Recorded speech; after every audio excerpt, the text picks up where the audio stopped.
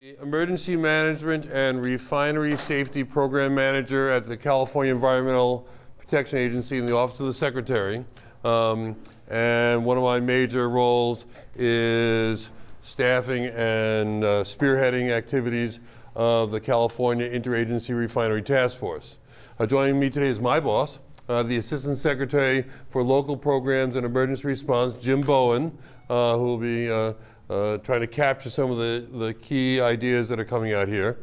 And what we're going to be talking about now is proposed amendments to the CalEPA, to the CalARP, which stands for California Accidental Release Program, and the area plan regulations, and I'll explain these in just a moment, pertaining to refineries. So I want to be very explicit right now. We are not going to be talking specifically about ExxonMobil. And we are not going to be talking specifically about HF, right? However, ExxonMobil is a refinery in the state, and HF is a product that actually might influence some of the activities going on about this. So I don't want people to think that we're going to be talking specifically about the ExxonMobil, or soon to be PBF, or about HF specifically, okay? We're all good on that? Okay? But you'll see how it all works in, okay? And I understand we have some elected officials here, so if we could, and again, I don't know everyone, so people could acknowledge them. Okay. Hi, I'm Rilani Kimmel-D'Agostino from the Commission on Aging. Okay. And who else do we have in the back? Jeffrey of Torrance City Council. Okay. Heidi Ashcraft, Torrance City Council. Mike Griffiths, Torrance City Council. Welcome all. Okay. Fernando Roberts, I'm with the Environmental Quality and Energy Conservation. Very good. Okay. I'm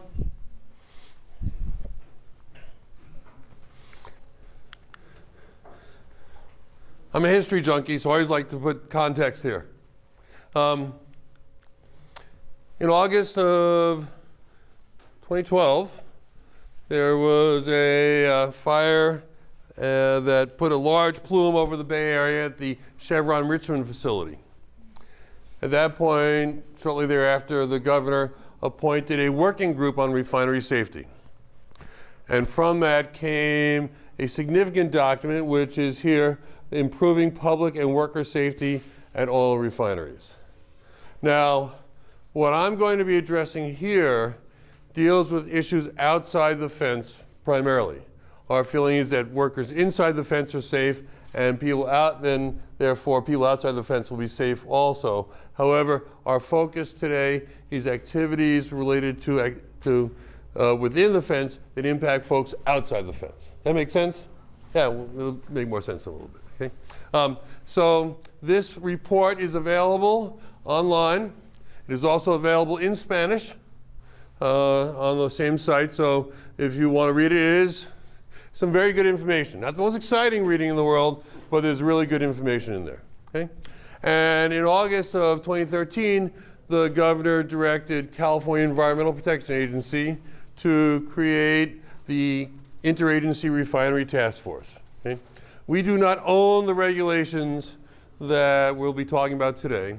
Those are actually owned by the California Governor's Office of Emergency Services, but we're here to make everyone play well together and move all this forward.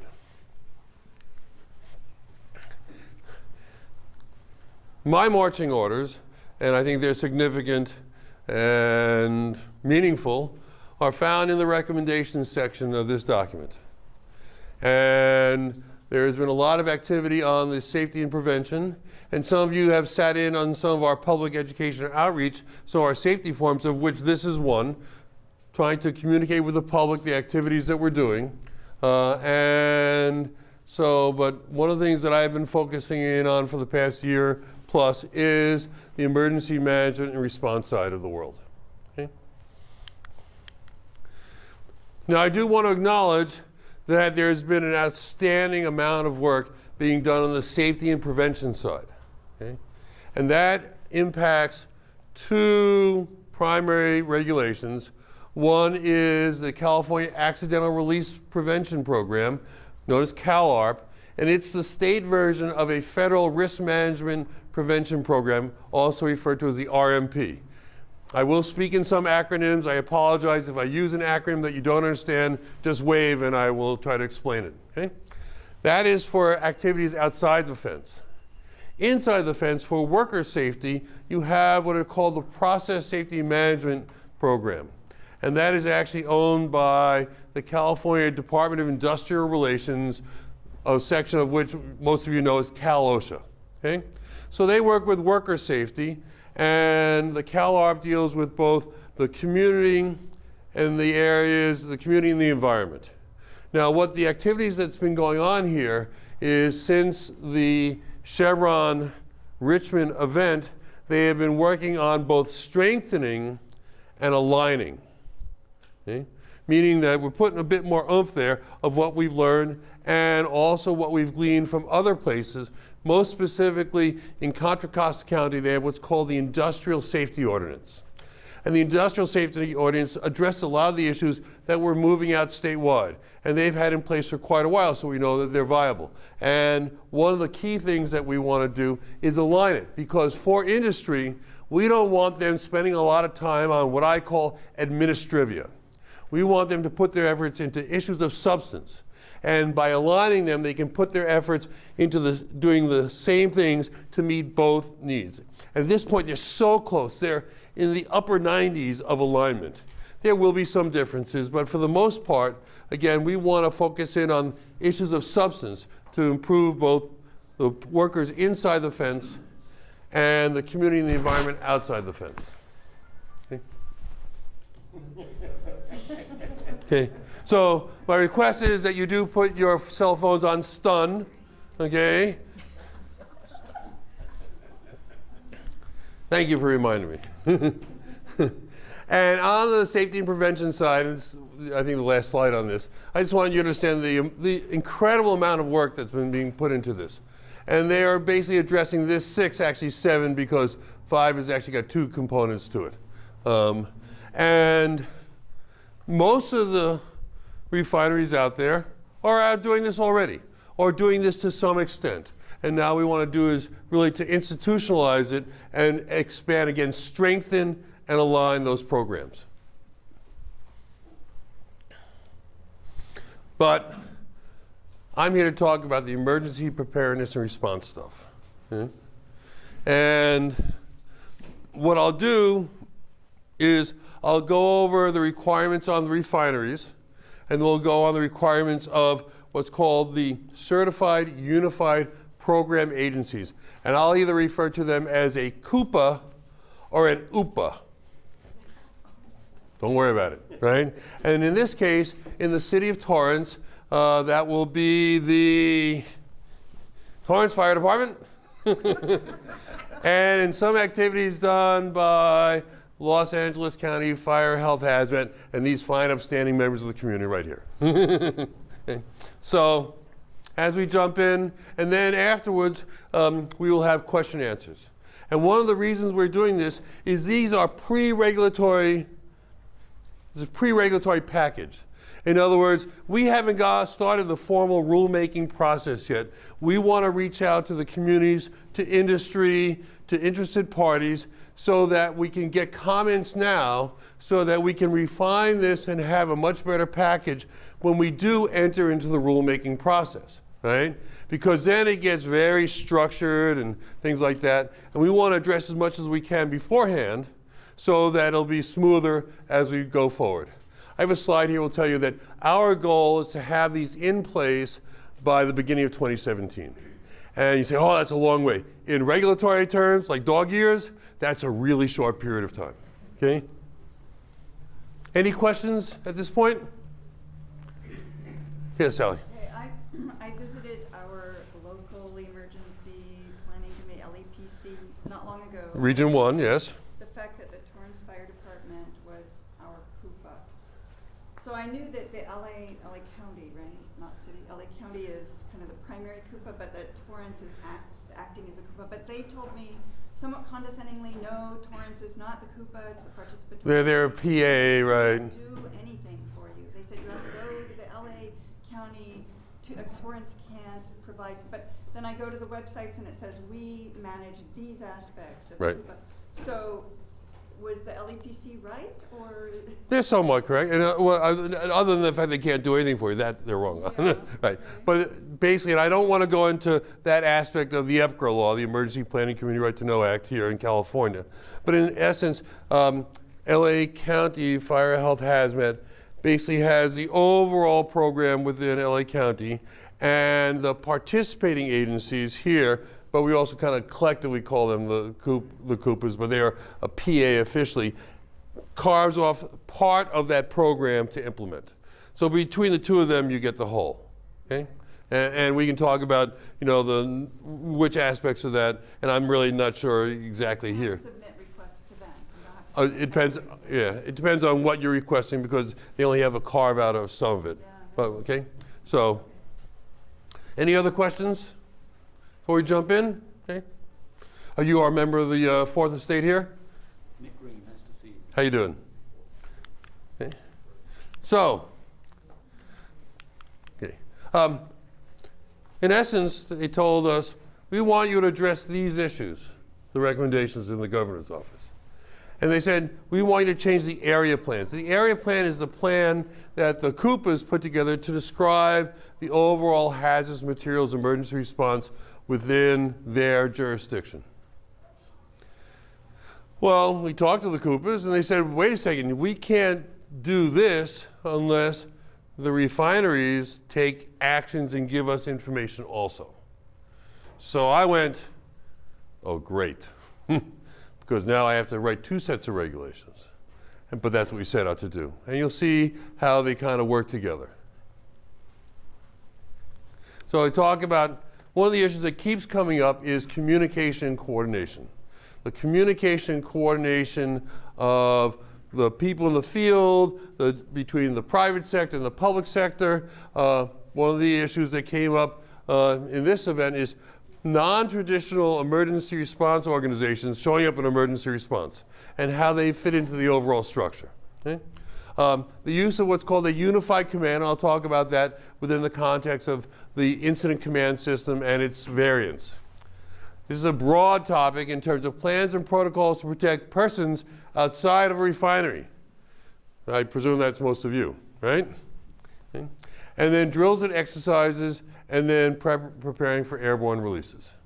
So those are my marching orders, and we tried to put together a package that we believe is appropriate. Now, in your, many of you have the handout here, you have the language.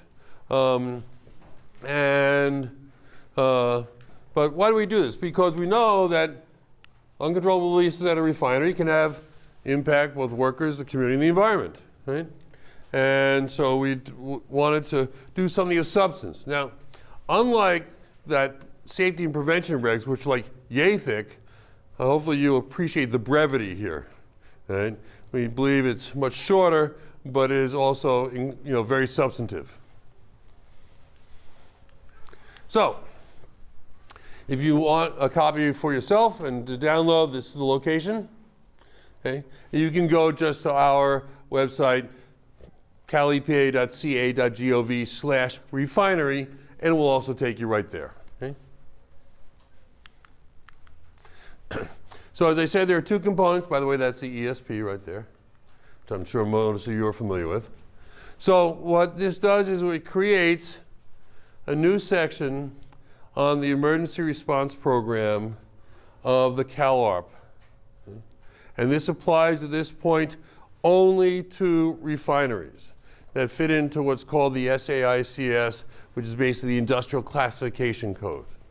Now, I'm not so naive to think that if something major happens at another major facility that maybe elected officials or others would either say, go out and expand the universe here. But I want to be very specific and say, right now, these regulations pertain only to petroleum refineries. Okay? That's a shot from the Chevron Richmond facility in August 2012. That's pretty impressive, isn't it? Okay. Right. Yep. Okay. So here's the biggie in some respects. And I can tell you we agonize over this quite a bit. We want to say, what's the area we want to talk about? What's the area of offsite consequences? And we had a number of suggestions. One of the people said there's a thing called toxic endpoints. So, well, how about twice the toxic endpoints? That didn't work. Then we said, well, how about like a certain distance, a mile or 2 or 3? But we all know that there are products within the refinery, if there's a release, will go beyond 1, 2, or 3 miles, right? So we said, how would I turn this on its head and require the refineries to identify what are the off-site consequence area to the satisfaction of the CUPA or UPA, okay? So the UPA is not a Wisconsin polka band, okay? So in this case, because we want to do is say, we want the refinery to say, what are the off-site consequences? Now, for example, well, I'll just say, so here's basically, I'm having trouble with my remotes recently. So we want, first of all, the refineries to do outreach, to talk to the community and say, you're in an area that may be impacted, and to told about what are the potential hazards, okay? How are you going to be notified? And we don't want just one way, right? Because any one of a number of, we want people to have redundancy, or they say the Department of Redundancy Department, right? Because people get their information in different ways, and we want to have, we encourage both a high-tech and a low-tech. By the way, you getting the sound okay? Okay, good. And then actions they may want to take. Now, basically, we have 2 choices. As I say, you can run like hell or hunker down. Those are your 2 choices, right? And generally, hunkering down is the best. But we can discuss that at some other time. And then how to get additional information, right? But recognizing that we have different communities, people that are not computer literate, don't have access, English not as a first language, and things like that. Okay? And then we want to be able to communicate with folks within there. Now, before I returned to the oil biz, I worked in healthcare. And I used to work for a small healthcare organization you probably never heard of called Kaiser Permanente. Probably never heard of them, right? And one of the things we recognize that when people are frightened or contaminated or any one of a number of reasons, in the mind's eye of the public, where they go to is the healthcare institution, either the clinic or the hospital generally, either the one that they are most familiar with or the closest one. However, one of the things that really helps is if we know about what's going on beforehand. That if we had just 10 or 15 minutes warning beforehand, we can adjust our heating, ventilation, air conditioning systems, right? Or we can set up decon and protect our manners of ingress. That means all the ways people may want to come in, because the last thing you want is somebody who may be contaminated coming into your facility and contaminating the hospital, right? So we want to be able, a way to communicate with these folks. And we looked at where might we have large numbers of people in addition to the residents and workers, right? And then also, one of the great challenges is transient communities, or transients, right? And not transient, I'm talking about people in the streets. I'm talking about people passing through town for any one of a number of reasons, right? That you're on the rail, you're on Amtrak, or you're at as they say, sporting, shopping, or cultural venue. Because if you work or live here, it's generally easier to communicate. But now that people are listening to their iPod in their car, they're not on the radio, right? So how do we address these issues? Okay? And we want to look at things such as multiple languages, because we know that there are many languages within these communities. For example, in Richmond, by the Chevron Richmond facility, there's a very large Lao community, right? So how do you communicate with a significant member of the community that speaks Lao? Okay? Different technologies. Now, I'm an emergency manager by training, among other things, and my feeling is the higher the level of technology, the greater the chance it won't work when you really need it, right? So we want to have varying levels of technology, right? A siren is a fairly low level of technology. Now I can say that I know you have a notification system, a new notification system that you put in here locally. The one I'm most familiar with is the one in Contra Costa County, where they have sirens, they have radio announcements, alerts going out over cell phones and things like that. And one of the things we want to say is if, for example, again, I'll go to Contra Costa County as an example, if the requirements here that we have here are met by the community warning system that's actually run by the Sheriff's Department, that's fine with us, right? If it meets all the criteria, right? So we don't want people to recreate other stuff. We want substantive ways of addressing the issues we're talking about here, okay? So one of the things we also want to do is address the issue of people with access and functional needs, okay? Unfortunately, it was driven home not too long ago, is those of you that are familiar with the Valley Fire up in Lake County and the Butte Fire in Calaveras County, where we lost around 2,000 structures, but there are, I believe, 5 fatalities. 4 of those 5 fatalities were people with access and functional needs, okay? So we recognize that these are some of the most vulnerable members of our communities, and we want to make sure that there is provision addressed for those folks, right? So a siren doesn't do anyone, someone who doesn't have hearing, right? So we need to address some of those issues, okay? And then how does one, address and communicate with the emergency response organizations, okay? I just have a question. I'm listening to you, and what do you do with the people who don't have an immediate health care need, but a year later have some condition that's related to the release of the written plans or the XML plans? What are you going to do for them? Okay, I'm not addressing that in these regs, okay? It's a real issue. I mean, when you look, right, well, I mean, again, I can tell you my friends who worked at FDNY, at World Trade, and we know, and I would sit a year or 2 later in a room and I could listen to what I call the World Trade cough, right? And there are people I know who will die prematurely because of that. I'm not addressing that in these regulations. I just, I can't do everything. These are pretty significant, but that is not something, and maybe something we'll address some other time, okay? Okay. But I don't want to discount that because, again, I have friends of mine who will die prematurely, okay? And then how do you address the community, okay? And these are just kind of like a synopsis of the regs, and again, I tried to keep them brief, okay? And then we already talked about institutions. We also want to make sure that there is regular testing and maintenance, making sure that when you hit the button, it actually works, okay? Because I'm hoping these will be rare occasions, okay? Unfortunately, we talk about these are generally low frequency, but potentially high consequences, okay? And then we also want to talk about making sure that whatever message goes out is coordinated. You don't want to tell one group to hunker down and the other group to run like hell. Got it? Okay. And then the issue of air monitoring detection. And our expectation would be that all this modeling is well and good, but what happens in real life is important to know what's going on.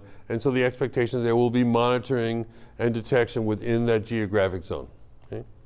And I did meet around a year ago with the refinery managers up in Northern California. And I said, does anyone here think that there won't be extensive air monitoring detection outside your, outside of your refineries within the next 5 or 10 years? And I didn't get any pushback on that. I don't know if they were just being nice, but my feeling is that's appropriate. And if you have communities where you have folks kind of butt up to each other, it's often better to get together and do it all together because it'll be cheaper and generally more effective. One of the outcomes that was interesting from some of the community monitoring going on at the refineries is some of the spikes they saw weren't coming from the refineries. They were actually coming from other industrial facilities that they could trace them back to. So that was just something interesting that, that came out of that. Okay? But again, our focus right now is refineries. Okay? So that's on the kind of like in that geographic zone. Now I want to talk just a little bit about incident command. Okay. Appropriate to this area, in 1970 there was a series of wildland fires that just ripped through Southern California. Okay. And they realized in retrospect, not only did they lose the battle, but they lost the war. And part of the reason wasn't just the fire, it was because they didn't have, among the response agencies, a common organizational structure, a common nomenclature, common communications, resources, and all the things that we now know are so valuable to an effective emergency response. And from that came what is known as the incident command system. And whereas it was touted as being an all-hazard system, up until around 1986, in reality, it was almost primarily for wildland fires. And the first time, to my knowledge, those words actually end up in federal regulations in what's called the Hazardous Waste Operations and Emergency Response Standard, known as HAZWOP, as an OSHA standard. Okay? And really, it has become applied to many other hazards. Right? And what happened is, in 2003 or so, there was an issuance out of Washington called the Homeland Security Presidential Directive number 5, which created what is known as the National Incident Management System. And that is basically an overall management system based on the incident command system. In between that, here's just a little thing. If a state senator loses their home in a big wildland fire, there is going to be legislation. Okay, just kind of accept that, right? And from that, when Senator Petrus lost his home during the Oakland Hills fire, remember the Oakland Hills fire, right? That took 25 lives. They created the California version, and that is known as the Standardized Emergency Management System. So you've got ICS and SEMS and NIMS, and for your purposes, it really doesn't matter. What they do is they use essentially the same nomenclature and the same organizational structure to manage an event. And that has really helped, because during an emergency, you don't want to figure out who's who and what's what. You want to be able to deal with the emergency itself. Okay? And so one of the things that we have, and we have seen, I believe every refinery in the state uses the incident command system, but to what level they do. And the question is, how well do they do what is known as a unified command? But you've got different organizations that have responsibilities they can't delegate. You want to make sure they get together and make decisions together, right? Now here in Torrance, I understand there's a very strong relationship, and this is not an issue in setting up immediately a unified command. That's one thing they are very good at in terms of working with, in this case, ExxonMobil, and establishing between the public and private sector the response, right? But inherent to any emergency, folks, especially, I come from the fire service too, that, we have a genetic defect. We want to put the wet stuff on the red stuff. That's what we want to do. We see a fire, want to put water on it, right? But now, in this case, in February 18th, you had a significant off-site consequence too, right? And so we want people to be able to deal with all the things that may impact, including the off-site consequences when you got snowed on or whatever you want to, whatever happened. The spent catalyst came into the communities, okay? And one of the needs here is to set up both the joint operations and what's referred to as a joint information center. And because this happens so rapidly, we want this to be institutionalized, that a joint information center to get information out to the community very quickly is done as part of the organizational response. That's built into it, okay? And so it's specifically talking about joint operations and a joint information center, okay? So that's our expectations on this. And again, I believe every refinery uses the incident command system. They use that common organizational structure and common nomenclature. We want to build that and strengthen it, and to learn from the events that occurred. Okay? And then we want to talk about sufficient resources. Okay? Again, I'm an emergency manager. I can tell you many organizations would write into their plan, if this happens, these folks are going to help us. And then we go to those folks that were going to help us, and they go, huh? Right? So we want to make sure that in the emergency plans of, in this case, the refineries, that they say we're going to have mutual aid, that there's actually mutual aid that's going to come running. Right? That if you have an external response organization, it is commensurate with the hazard presented. Right? That you have the appropriate material, that is the right word, material. Everyone says material, but you see, like material is like things, and material is stuff, kind of, okay? And the trained personnel. And then we want to ensure that there are interoperable communications, meaning that the folks inside the fence the folks at the refineries can communicate effectively with the people who are showing up to help. Or it's the fire department, whether it may be the AQMD, whether it may be whoever it may be, we want to make sure that there is effective interoperable communications. Okay. And that's often an issue, and part of it had to do with the FCC and the private sector and public sector, and the feds have put billions of dollars into interoperable communications. We just want to make sure it works, right? We don't want you to, someone to be talking into the radio, and the people they need to be talking to aren't on the other end of the radio. Make sense? Okay. And we want to make sure that emergency medical services and decontamination capabilities are available, right? And what they call demobilization. If you're into incident command, you know that demob starts at the beginning of the event, just the way it works. And then we want to make sure that people are trained appropriately. We want to make sure that people are trained in ICSMs and NIMS, and also what we refer to as the applicable worker safety standards. Meaning, I mentioned the hazardous waste operations and emergency response. On the emergency response side, that is the overarching OSHA standard having to respond to a hazardous materials incident, of which that's basically what we're talking about here.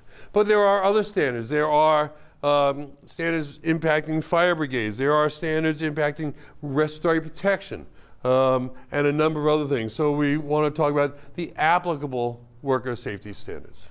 Okay? Folks, they have to do anyhow. Okay? Hey, Dave. Hi.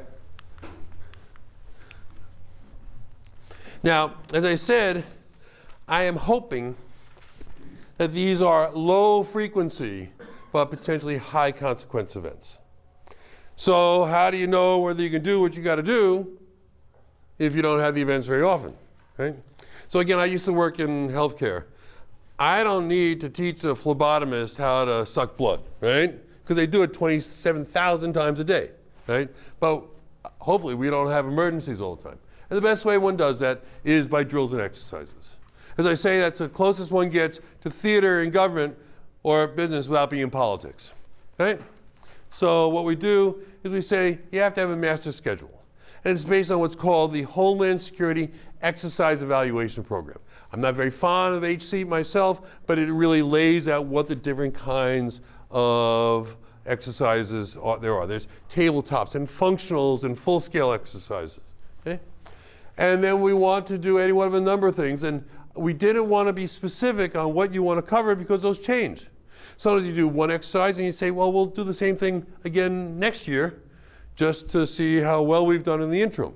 Or we may be focusing on something else. But here's examples of things that we want to be addressed. Again, the plans, what kind of stuff we have, the training, the responding and supporting. And we also want to ensure that the outside organizations that may be involved both in responding in terms of mutual aid and things like that are engaged, but also CalOSHA and the AQMD and all the other folks to be invited in to participate also. Okay? And we want to ensure that the worker and community safety elements are addressed here. Okay? And to test the notifications. And rather than being totally prescriptive, because we want the Coopers to work with the refineries to come up with an effective program. Okay? But we said we want to have a full-scale exercise at least every 3 years. And a full-scale exercise involves the movement of material and personnel, right? When you actually put on the stuff and go out. Some of the stuff is, the exercises are more like either talking about it or doing messaging and things like that. But we figured a minimum, I believe you should do at least one a year at a minimum. Okay? Yes. Right. But again, this is a good start. Again, we would like to see your input. There's a lot of work goes into these. Okay? And so these are the things that we want to do. We also believe that if you have to do an exercise, for example, to meet your requirements with the California Department of Fish and Wildlife and their Office of Spill Prevention and Response, and you address these issues, that can count too. Our feeling is the more you do, the merrier. In fact, we believe I believe that if you activate your system on something that may not be that bad, and it turns out it isn't a real event, well, that's free training. We want people to activate on a regular basis. We say activate early, activate often. Okay? So we want people to coordinate with the Coupa. And if you have to do this stuff for somebody else, you don't need to rewrite everything. We do it by reference. Okay? So that's the requirements that we're putting on, that we believe putting on to the refineries. And I asked some of the refineries, I said, is this reasonable? Because I don't want to do something that's not reasonable. We want to do something that's appropriate that will help to protect the public health, safety, and environment. Okay? So we'll have a question and answer thing, but Sally, you had a question? About the drills and exercises? Mhm. I know you talked about outreach to the community. Mm-hmm. The need for languages and all that. Clearly, that hasn't been done at all here, hardly, since, 1999. But I didn't see you talk about drills with people on the outside. So we've got, for example, a fancy new mall at Delamo. And I can bet you that there's hardly an employee in those stores that knows that hydrochloric acid can form a cloud and head in their direction. You can't, okay, yeah. They don't have a clue. Right. Most Mhm. of it. I have a friend who's in TRA and was at the park near the refinery the last time the siren went off. They were, a lot of them, or her family, they were born and raised in Torrance. They didn't know what to do when they heard the siren. They just stayed put. Nobody tried to shelter in their cars. So what about drills for the community? Well, I think we kind of addressed that, right? Working community safety elements there. So that could be one of the aspects. But I know they're drilling at the refinery, Right. but I've never seen a drill outside. And I believe this will require a greater emphasis on drills both inside the fence and outside the So fence. you have specific requirements for outside drills? And Well, again, we want them to work it out with the Coupas and maybe say that this year we're going to focus in on this, and this, and it may be, because you can do 10,000 different things in a drill and exercise. And when you go beyond 5 or 10 in any one exercise, you lose your benefits. So you want to stay focused, and so maybe working with the Coupas, say, we really want to work on community notification of your drills. That may be part of it. Okay? So you're saying you're going to leave it up to the Coupas to decide whether or not they have drills? They're going to have drills, but what kind of drills they're going to have needs to be worked out with them. What? So you're not going to require them to have drills for people outside of the refinery? That's one of the things, but not the only thing. There are many things they can do. Okay? Because, they've had that option all along, but they haven't done it, right? Well, There's new requirements, I hope. Yeah, and again, your comments, we're listening to now, and we'll see if it's appropriate to change the language of this, and if you've got specific language that you think would be appropriate, let us know, and we will take it under consideration. As I told both the community and some of the previous things we've done, and the petroleum industry, I say I will listen to any argument.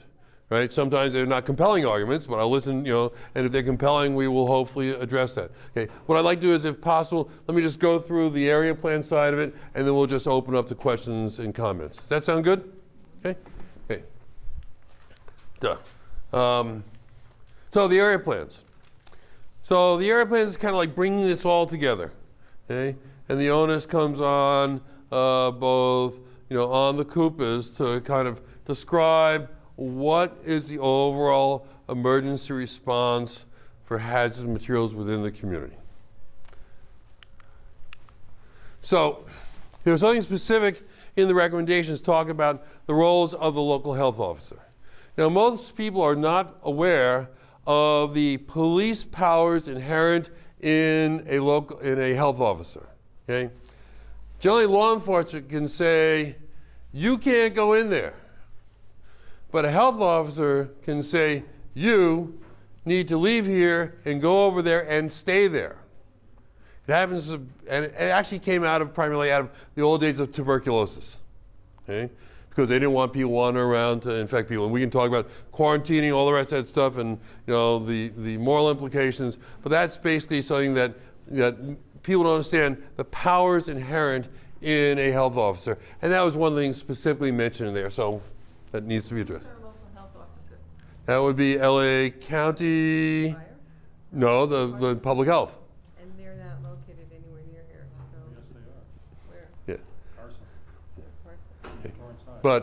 But again, their responsibility is for the entire county, and there are a couple of cities, Long Beach, Pasadena, Berkeley, I think, and LA City. Not LA Right. the health component, most of us are also health officers within the LA Right. Fire Department. So their boss is actually a deputy health officer. And again, there are very significant police powers inherent in a health officer. That's not the focus of this. It just happens to be one that we needed to address. What you want to do is overall mutual aid resources. Okay?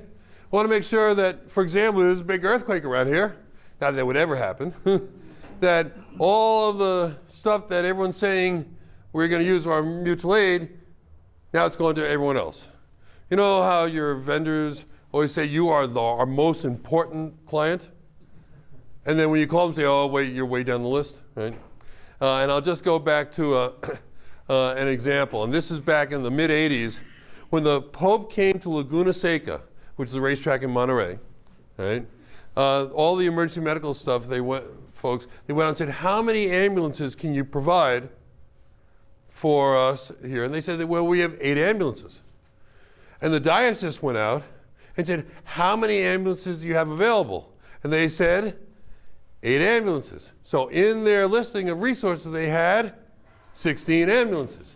But in reality, they only had 8 ambulances. In that case, they needed 16 because it was a hot day. Okay? So that's just an example. And then how the overall Unified Command and Joint Information Center will work within the community. Okay? And then here's the other regulatory agencies, such as the air districts, have an opportunity to review and comment on the area plan. And then we want to look at the overall emergency communication, because communication coordination is always going to be an issue. Okay? We will never eliminate that. We can minimize it significantly, but communication coordination will always be an issue, okay? Even in the best of circumstances. Okay? But what we can do is really work to minimize that. And we want to look at primary and alternate communications. Okay? So that if something doesn't work the first time, or when you want to use it, you have some backup. Okay? And we want to talk about that interoperability and testing and maintenance. And then we want to look at what are the air monitoring and warning systems. Okay? And we want evacuation planning and the overall training and exercises to be part of the area plan so people understand how the whole thing works. And it may be, you say, well, this year we're going to focus in on this and this.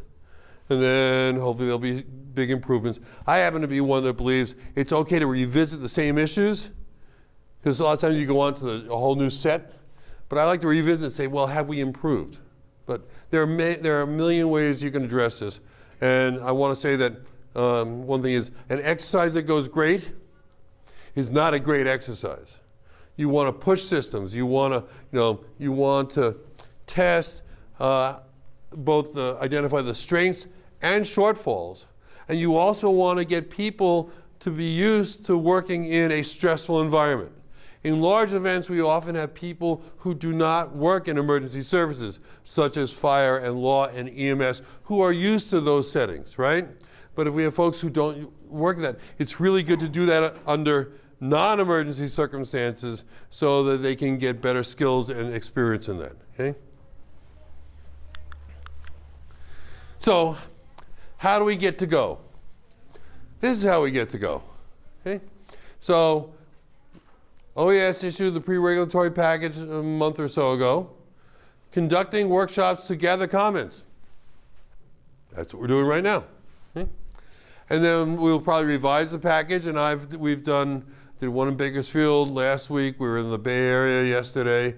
I'm in Bakersfield and San Luis Obispo. Tomorrow we're doing El Segundo and down in Long Beach, at Banning's Landing in January, and in Richmond. Okay? So we're really trying to beat the bushes, going out to the places where there are refineries, right? So that we really do get the comments. Okay? And then what we do is we start the formal rulemaking process with what's called the Office of Administrative Law. They're kind of like somewhere in the 7th layer of hell, right? Because once you go in here, you don't know if you're ever coming back. And we have to develop what's called the initial statement of reasons. and look at the financial impacts. And I want to make sure that we understand that we have separated that safety and prevention package, which is a much larger and much more expensive package, right, than this. And so the initial statement of reasons is exactly what it says. It's saying, why are we doing all this stuff? And do we have the statutory authority? That's basically what we're being told, right? And what are the financial impacts?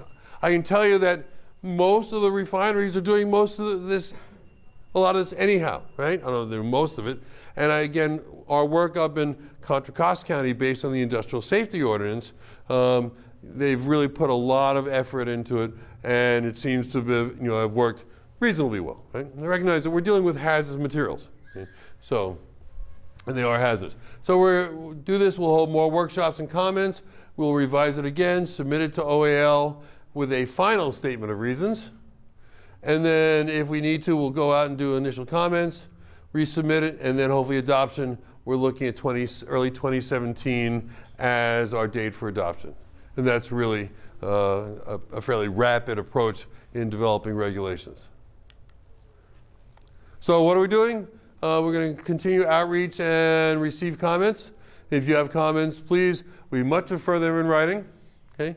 And here's your one-stop shop. Okay? Comes to me.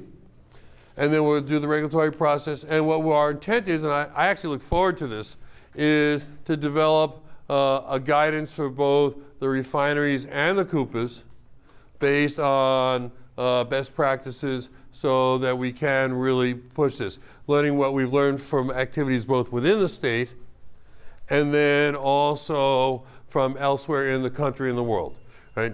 For example, we're looking at some processes, some new processes that may be being implemented over in Asia that may have applicability here.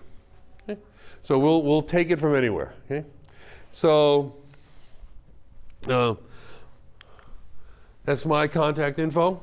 Send it to the refinery, it'll also come to me. So that's basically the package. You have the documents in front of you. Okay? And now what we'd like to do is take questions and comments. Again, this is not about ExxonMobil, and this is not about HF. We understand that, for example, I'll just give you an example. If a facility that uses HF and their off-site footprint, that geographic area, is fairly large and they decide to move to some other product and it shrinks that geographic area, don't we all benefit? Right? So, again, I can see some outcomes. I know people in this room who are, focused in on HF. I'm looking at where do you want to use the podium or you want to use this? What's your preference? Doesn't matter. Okay. So again, that may be one of the outcomes here. Again, I want to be very candid on this, right? But again, we want to have effective emergency preparedness and response. Okay? The other activities you've probably seen in the presentation focus on the safety and prevention, right? These regs are on emergency preparedness and response. And hopefully they're brief. I think they're substantive. Okay? Just to mess with you guys. Okay, Jim? Probably better to use audio because you're trying to Okay. it's on the local video channel. What he said. So what we'd like to do is if you've got questions and comments, and again, I would like to engage in dialogue, but again, here's the purpose of this is to gather comments so that we can, if we need to make changes to these proposed regulations, that we really get it and chew on it and come up with a tight package before we go to the Office of Administrative Law. So if comments, why don't you come on up here? You know the old story, line up and things like that. And so the folks at home can see you too. Okay? So you had a question, you want to come on down? Hey, come on down, okay? Hey, Dave. Hi, how are you? Good. I have a comment Sure. and a question. In your area plan Mhm. section, you had evacuation, but you didn't have shelter in place. Right, and you're right, that's good. And when they talk about, I really should have referred to it as protective actions, and protective actions covers both of those. So I dare say we will cover both we'll cover protective actions, meaning both those two. Thank you. Okay. Okay? And my question is, dealing with the RMPs, Mm-hmm. are you going to have a time frame in which you require the refineries to present the RMPs, and Well, are they going to be public? So the revised CalARP emergency response plan is 73.3 or whatever it is. I think in our proposals, they have 12 months to submit that to the Coupa. Okay, And I believe we didn't put any additional info, so whatever the public access is now would be the same with these revised, with these new requirements. I don't think we've really addressed that issue. okay, somewhere along the line, in 1999, they were made public. Okay? But the ones after that are more difficult to come by. Okay. So, Th- Which th- way are you we'll going? look at that. okay. They're still public. All the RMPs that are still public. But you can't You get can them. go on RTK, righttoknow.org. That's the website that has all of the public access to RMP records. rtk.org. Okay, in 1999, they were made public and given out to the public just in a glossy format. Well, I think she might be, there are two RMP, one is the state, and one is the EPA RMP reports that you can only see when you go, to a reading room. So I have seen RMP data online using RTK, and that is the California RMP? No, that's What is actually, that? I think it's a national. And what it is, it's a nonprofit organization that uses the EPA website. Right. And the EPA restricts a lot of the offsite consequence data because for security purposes. But you have access through rtk.org to the same data on the EPA website. Yeah, I have seen that. They don't talk But about it. here, let me defer to Jim. Just to address the question of whether there's two plans, there's actually only one plan. Within California, the CalARP program has a risk management plan requirement. It's the same risk management plan requirement as the federal government. It counts as a federal government requirement. And then the difference between the original RMP or CalARP program and today is unfortunately 9/11. And that terrorist act actually changed some of the methodologies for release of offsite consequence. And so the offsite consequence analysis portions are no longer released to the public in glossy formats. They're just not. So in all of the 7 Coupas that have refineries have processes to obtain that information. It is still public. Okay. Okay. Hi. Hi. Are we good? So my question is, in reading all this, and I have to say I'm new to all of this, which kind of scares me. So my question is, what is being done to educate the public? Like when the siren goes off, I'd be one of those people. I don't know what to do about this. Should I be buying a gas mask?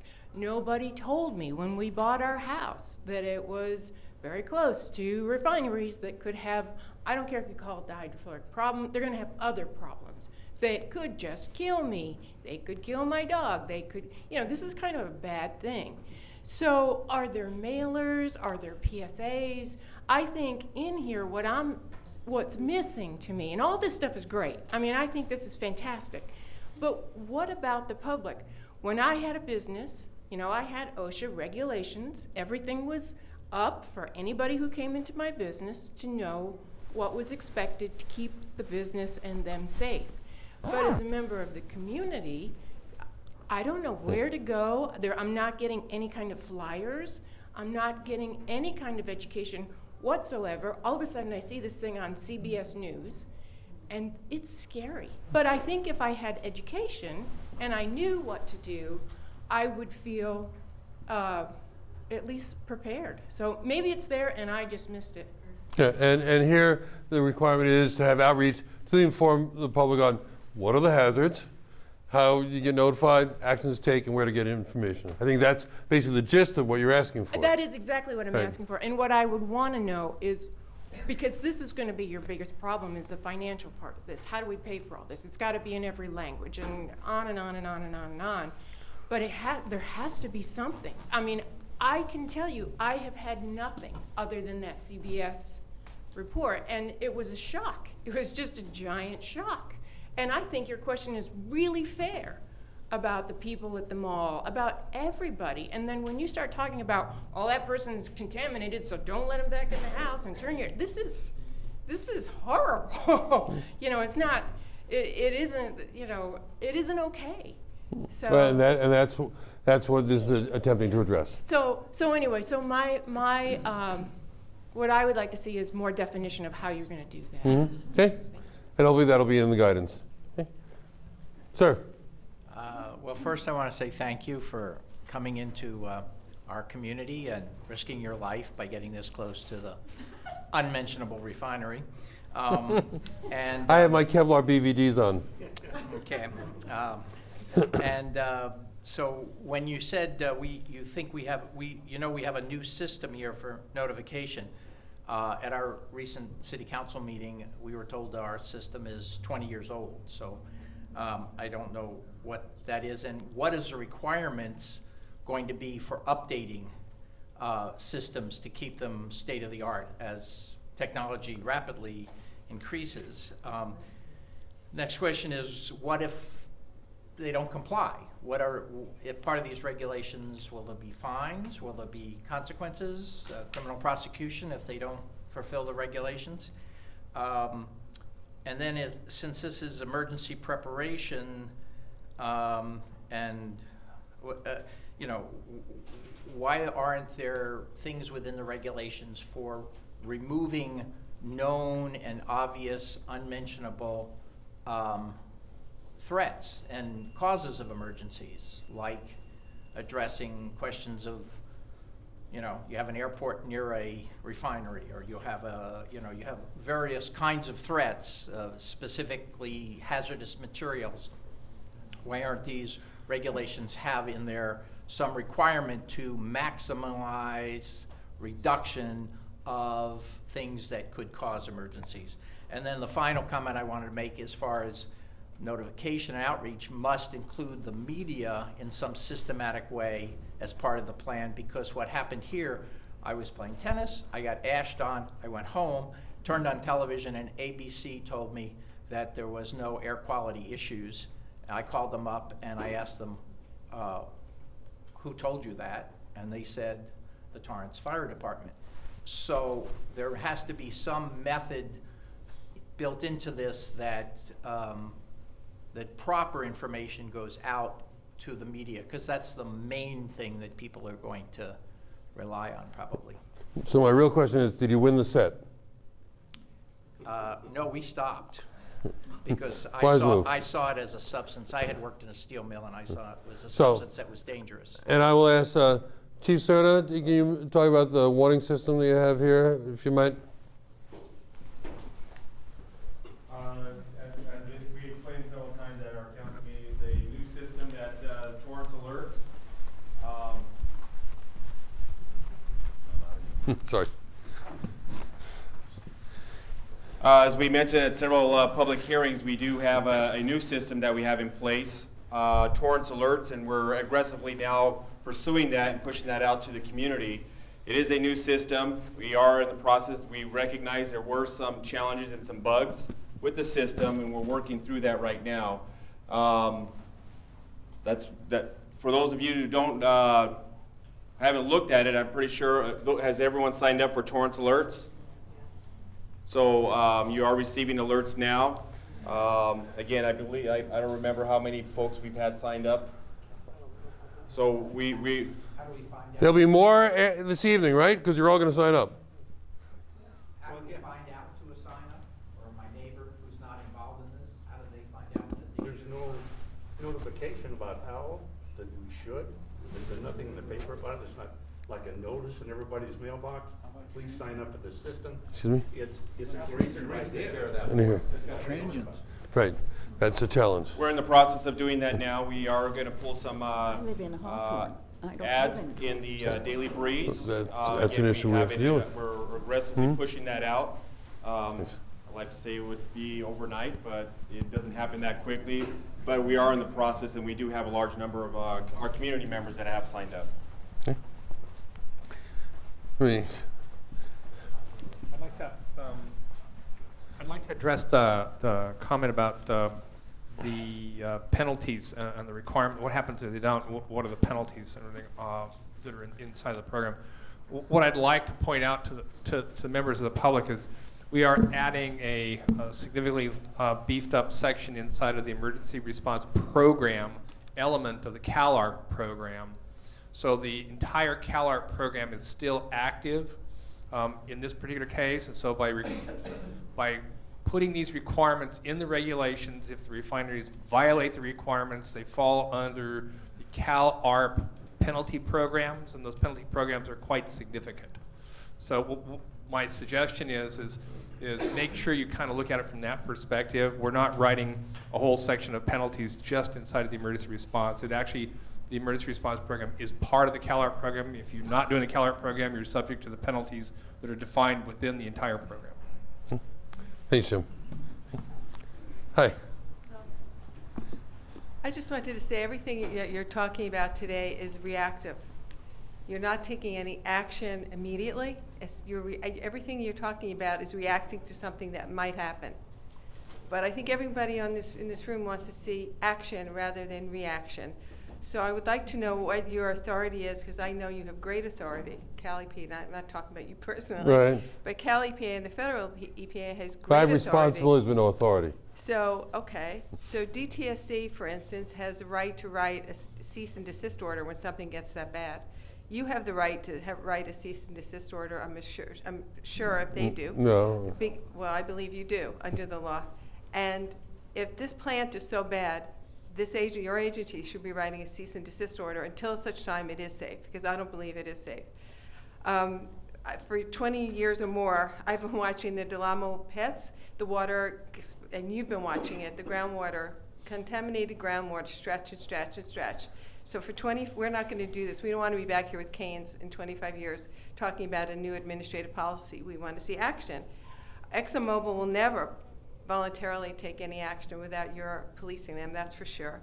I want to know what you're doing to specifically work with Torrance Unified School District and Palos Verdes Unified School District, where I was a former school board president, to work with them, because the Torrance Unified Schools where I taught, they have shelter in place. You can't do what you were talking about and switch the air conditioning the other way, because they don't have air conditioning. What are the kids going to do? And by the way, Congress voted in today to take care of the 9/11 responders forever. They're taking care of their health care forever. So maybe that might have to be done here. What are you doing for catastrophic events besides gas masks, which might be a really good idea, because some chemicals go through the pores of your skin. Gas mask wouldn't even do it, even if you gave one to every human being. And what are you going to do to better communicate everything I just said through either the Torrance City website, the Torrance Unified School District website, or the Palos Verdes Unified School District website, all which were in this kill zone that we're sitting in? And again, we note specifically schools as part of the communication with, with the school districts. And again, we work, again, I work in Sacramento. So we want to empower and provide the tools and resources to the folks, the locals, who know the communities best in order to affect, to protect the public health. Getting back to my beginning statement, I was asking what specific authority you have, and And I don't know. I have very little authority. We don't own these regulations. Yes, you represent the federal EPA and the state No, of no, California. I represent the state EPA. Right. And these regulations are actually owned by the Governor's Office of Emergency Services, of which our job of the Refinery Task Force is to get all the state agencies to work together in order to make this happen. I know it sounds like it's not, I'm not saying that I'm going to go out and stop them right now, and I can't do that. Did you ever watch Five Kids, a glass window breaks, and you say who did it, and that kid said this one did it, that one Right. did it, this one did it? Someone has to take responsibility for this plant that is endangering this entire community and the communities around it. Thank you. Can I, real quickly, can I just ask you a quick question? I capture, I'm summarizing in kind of a broad statement that you're asking is, can we write requirements into the regulations to reduce risk? overall within the area of a refinery. Is that a fair way of paraphrasing what you're asking? What I was specifically asking, if certain chemicals go through the pores of your skin, even if, like in the state of, if in Israel, everyone has a gas mask, it doesn't do you any good if the chemicals are going to go through your skin. I'm not exactly sure exactly what chemicals are coming out of there because chemicals mix when they're heated. So it may be, now it's vinyl chloride. I don't know. I have a lot of background in environmental work, working with the Sierra Club. I don't know what's coming out there, but you guys should know because a gas mask may not do it. Stay tuned on that, what's coming out of the refineries, because we expect very shortly a very comprehensive analysis of chemicals that are used and would be coming off the communities, and it's in the final reviews But right what now. I just said to you, when something explodes and it heats, it forms new chemicals. No, we understand.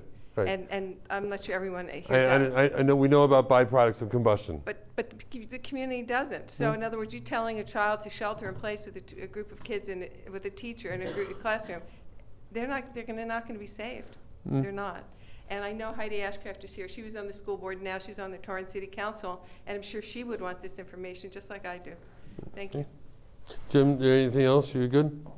No, I think you touched on the Office of Health Hazards Assessment, which is publishing its list of chemicals that are being emitted from refineries, and a significant amount of information about that. And that will be available to the public. So we'll be making that available to anybody who wants it. It's very frustrating because the Office of Emergency Services at the Governor's Office of Emergency Services can list the hazardous spills every day. And I followed them for the ExxonMobil plant, and you can follow it for any plant. Right. And that's all they're required to do, is just list it on the site. So unless somebody is knowledgeable about the environment as me, to go on there, they're not going to see the daily releases. They have absolutely no idea how in danger they are.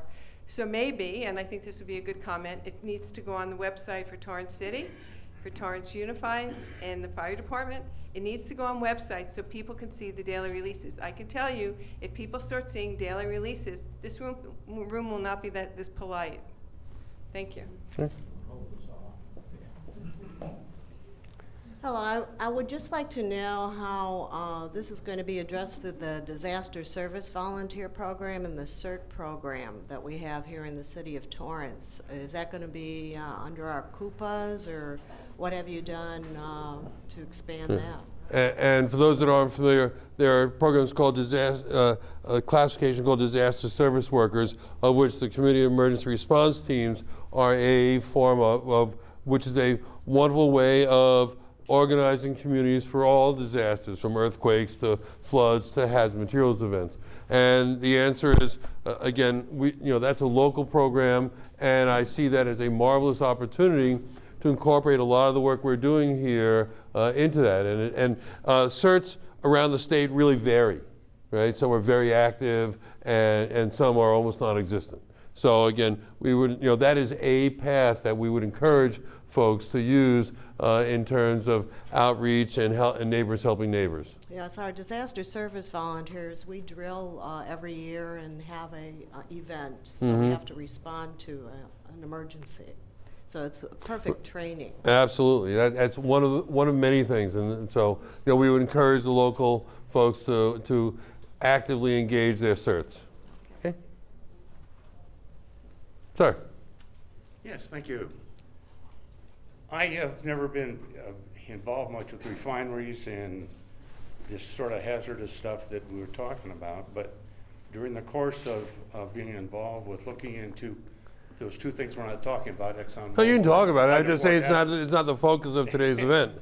Anyway, what I found was that something I think is sort of an undercurrent of some of the comments you've got, and something which I think you need to look at it, putting in your regulations. If you're a citizen and you have some information or you need some information, there's no way to get it. There's no requirement on the public, on the governmental agencies. If a question comes in, there's no requirement they respond. You can get a blank stare. You can be told it's not available. We're looking into it. Or you get no answer at all. So no matter where you go, and we've done this here in Torrance, we go to our city council, we go to the fire department, and you may be told, oh, you can't have that. It's not available. Oh, call back in 3 weeks. And you go through this routine, and after a while you say, well, there's no way to make an input or get a question and get a response. And I think that you need to put something in the regulations that has a mechanism for the public to get response. The school, if you go to the school and say, well, I talked to a teacher that's in a school that's just blocks from the refinery and asked them, do you go through this shelter-in-place routine? Oh yeah, well, what is it? We bring the kids in off the school ground and shut the windows. Well, what else you do? Well, that's it. That's all we have to do. Well, how long have you been doing this? We do it several times a year. What do you do? That's it, period. Well, do you know anything about the chemicals that are, no, it's not. I can tell the teacher, I can tell the principal, but it doesn't go anywhere. There's no mechanism. Now for me, I see there's a problem, but how do I input that problem and cause a response? So, anyway. And we hope that, you know, these regs will be substantive in improving that. And just to let you know, for example, there are a number of real-time monitoring systems in place around certain refineries around the state.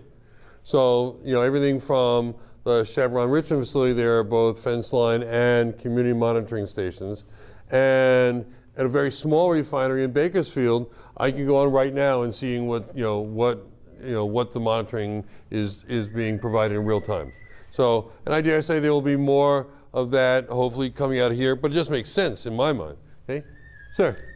Just a very quick, almost procedural question. I think I heard you saying that there would be more of these meetings or hearings in other communities than what was listed on your website. You were mentioning Long Beach and such, I think. Right. I just got the confirmation, so it'll be on the website. You know, hopefully by Monday.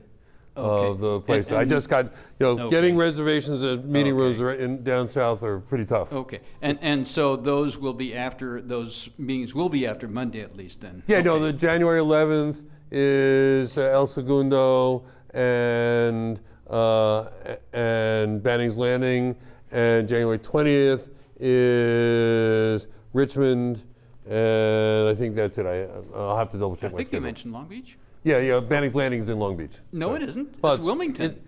It's right close to it. I'm sorry. I live up north. I'm not sure. Okay, you're living in Sacramento. Okay. I don't live down here. It's all Los Angeles. I know Angeles. it's close. All It's right. It's close. Give me a little break there. Okay. Okay. Yeah. Wilmington is very important because there are so many refineries. Right. And you know that we did one of these, not on this, but another one at the Steelworkers Hall over in Carson, because I couldn't get a place in Wilmington. They shipped a whole bunch of folks in. So we'll go anywhere at any time. Again, we're trying to do as much outreach as possible. Okay. I hope that people from Carson will travel even the short distance to Wilmington. Sometimes there are community barriers in a sense. So. Right. No, we understand that. So we're trying to take Homer to the mountain, or the other way around. I forget which. Okay. Thank you. Okay. Sally.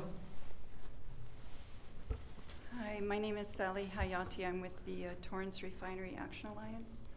And I know that this is not about hydrofluoric acid, not about the ExxonMobil refinery, but I think that might be one of the weaknesses of your preparations to improve things, because there are certain kinds of risks that are just different from others, different order of magnitude, different response needed, different preparation needed, and hydrofluoric acid is one of those. And there are a few other chemicals that have similar properties, dangerous properties, that the airborne cloud formation, the possibility of moving for miles and miles into the community. Now, an explosive danger is extremely bad, very, very, very destructive, and it can move for quite a distance into the community. But something like hydrofluoric acid that can move, the median toxic distance for a hydrofluoric acid unit in the United States is apparently 15 miles. So that's up to 15 miles. It is toxic enough to either kill with short-term exposure or cause serious and irreversible health effects for 15 miles. So that means the preparation and also what the people are told to do varies, and the kinds of methods that you need for outreach are going to be different. So for example, my daughter lives 1.7 miles from the refinery, from the alkylation unit actually, and she cannot hear the siren. Nobody can hear the siren where she lives. So, I mean, some of these methods, they need to be different. People that are 10 miles from the refinery can't hear the siren either. So we need to consider the specific dangers posed by Valero and Wilmington and ExxonMobil for the hydrofluoric acid, and we need a realistic view of what the actual danger is from modified hydrofluoric acid. And the reason we need that is because the safety claims made for modified hydrofluoric acid would lead you to believe that there's a relatively limited distance outside the refinery that it could be very dangerous. But we've done a lot of work on this, and we have very good supporting evidence that the risk is actually much more dangerous, much higher, much farther from the refinery. So for example, if I were to do the ExxonMobil toxic worst case scenario for the EPA, instead of getting a 3.2 mile radius, I would get a 13.7 mile radius. And there are two reasons for that. I mean, that's so horrifying that even I don't want to believe that's true. But ExxonMobil uses too small of an amount in the release. It's 5,200 pounds. It's supposed to be the largest amount of modified hydrofluoric acid contained in a single vessel or piping system. And we know from Mobil's 1999 report that 50,000 pounds are in each of their two settlers.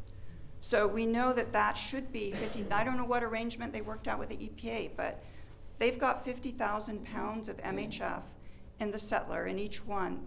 That should be used as a scenario. Then they're assuming too large of a contribution, too large of a mitigation from the modified nature of the hydrofluoric acid, because in 1998, they secretly reduced the additive that it was first put in place at the end of 97. MHF was a complete failure because it caused instability in the unit, it reduced product quality, and it reduced their ability to produce alkylate. So they just gutted MHF. They removed the additive. They probably reduced it threefold to 10%.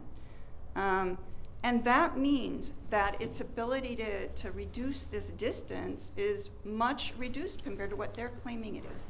They came up with some cockamamie new theory about why it was still just as safe as before, but it isn't. And that is why they did a cover-up. They have never made it public. The public has never been informed. Even the city council in 98 did. So when you're doing all this emergency preparedness, and you do have to account for the fact there's modified hydrofluoric acid here.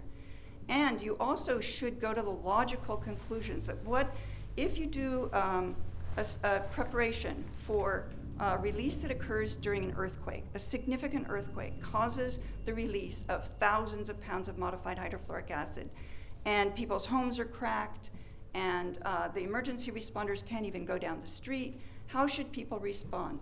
They can't.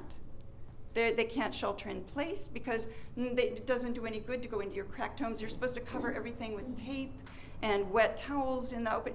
You can't prepare. In other words, we have to let the people know that if there's an earthquake and if thousands of pounds of MHF are released, they're dead, depending on which way the wind blows.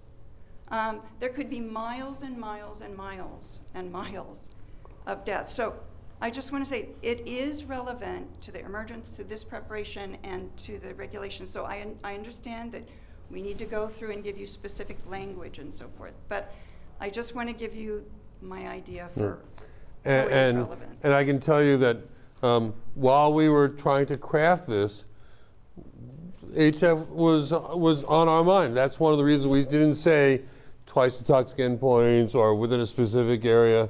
You know, we fear that the onus is you got to give us the straight information on this, and the Coupa should be the one, you know, with help to say either that cuts it or doesn't. But again, you know, here's my question to you, right? Yes. Do you think what we've written here will help? You don't think this will help? Well, let me tell you this. Let me Okay. tell you why I'm a little worried, because I see a lot of cooperative, and ideally, life should be like that. So the Coupa, they're professionals, you know. They want everybody to be safe. We're going to give them an encouragement. We're going to tell them what's important. You know, everybody, the refinery's going to cooperate. They've got to give us the straight story, but they won't give you the straight story. And the Coupa wants to do their best, I'm sure, especially the people that are, you know, working, the firefighters and so forth. But there's a lot of politics in our town related to the refinery, related to modified hydrofluoric acid, a lot of denial, even in the fire department. Maybe that'll be changing if we get a new chief. There is literal denial in the fire department that modified hydrofluoric acid could ever impact the community, ever. This is based on ignorance, complete ignorance. And even the refinery doesn't say that. But the fire chief, Frykowski, told me the stuff is heavier than air, and so therefore it falls to the ground, which by itself is wrong. But it's heavier there, and it doesn't fall to the ground. It stays in a ground-hugging cloud, and it comes out and gets you, and it kills you. And he told all these homeowners. So the CalPA also, I know that this may not be your place, but you are in the agency that there's an investigation going on right now somewhere in the EPA about this off-site consequence analysis that ExxonMobil has done and why it seems so wrong. But you also need an investigation into modified hydrofluoric acid. And the claims that they are making for it are false. They've always been false. They've lied to us at least 3 times. You know that old adage, fool me once, shame on you. Fool me twice, shame on me. Well, they fooled us at least twice. And they fooled us again 3rd time, but secretly behind the door. So 1990, they told us, we promise you, modified hydrofluoric acid won't, it's safe, it'll fall to the ground. 94, they said, okay, guys, I'm sorry, it will make a cloud, it'll come out to kill you, but fewer of you. It will kill half of you that it used to, so that's good. And then in 1998, they didn't even tell us anymore, a new promise. They hid Yeah, and again, I don't want to cut you off. I mean, I've heard that, and there's not much I can do about it right now, and I just want to be mindful of time. You're in the right place where you might have influence. Okay, we're trying. And let's make this last one, because I know people need to move on. And we're coming back for a return show at 6 o'clock tonight. So you'll probably hear from more of us, but I wanted to tie what she said into the regulations. Sure. I think one of the things major thing that's missing, which maybe it's there and you didn't, whatever, which is if you're preparing for an emergency, what the last emergency happened needs to have a systematic sum up. So that part of preparing for the next emergency is a detailed analysis of what happened in February, for example. So what are you doing on January 13th? Yeah, I know. I'll be there. But what I'm saying is, in the regulation, there should be a requirement that previous emergencies be thoroughly analyzed so as to prevent the next one. And I didn't hear that. Yeah, and that's actually in the safety and prevention side. There is a requirement for root cause analysis, very extensive. And again, we went over that last time, but yes. Okay, and then when people are putting in new equipment or repairing equipment, because one of the things that, summing up the last accident, is there was that equipment almost pierced an HF vessel, is when you come back or when you build something new, are elimination of risk a requirement for as part of those construction plans and permits and all of those things, and that should be in this. Yeah, and most of that's actually in the safety and prevention side. Sure, one quick comment. Make it pithy. Pithy, I don't know about pithy. I think this program has great promise. However, I think the failure here is that people don't understand or realize that potential hazards. So I think it's incredibly important for the hazards of the materials that are being used in these refineries to be widely promulgated, so that when somebody says, you may have your shelter in place, they won't say, why? They'll be interested in knowing why they have to shelter in place if that alarm goes off or they get a message on their phone. So it's very important, I believe, that the reasons why are widely promulgated. And I think you'll see shortly more information being available to the public of what's in not only refineries but other facilities But too. let's not put it on an obscure website. No. Let's make it so that it's out there. Let's advise the No. newspapers or get the word out that these things exist and it's a real world situation. Well, we've got the newspaper here, we've got city council members, so Yeah. we're trying to push out the info as much as we can. Get the information out. I think Okay, that's very important. very good. Jim, any final thoughts? Okay. No, I want to thank everybody for coming and telling us what you're thinking, because that's important to the regulation process. It's why we do this. All right.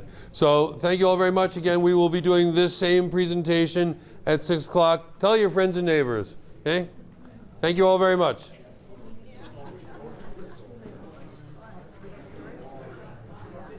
Signing off.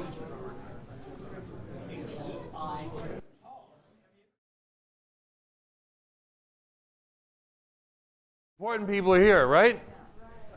Hey, Jesse. Welcome. How's things? right. Came all the way in. Yeah. What's new and exciting? You're just in time.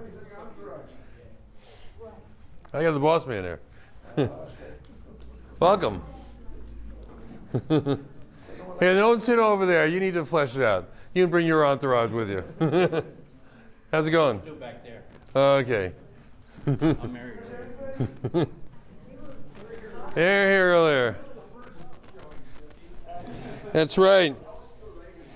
This is Star Wars. Yeah. Here. How's it going? You with this guy? No. Okay. Okay.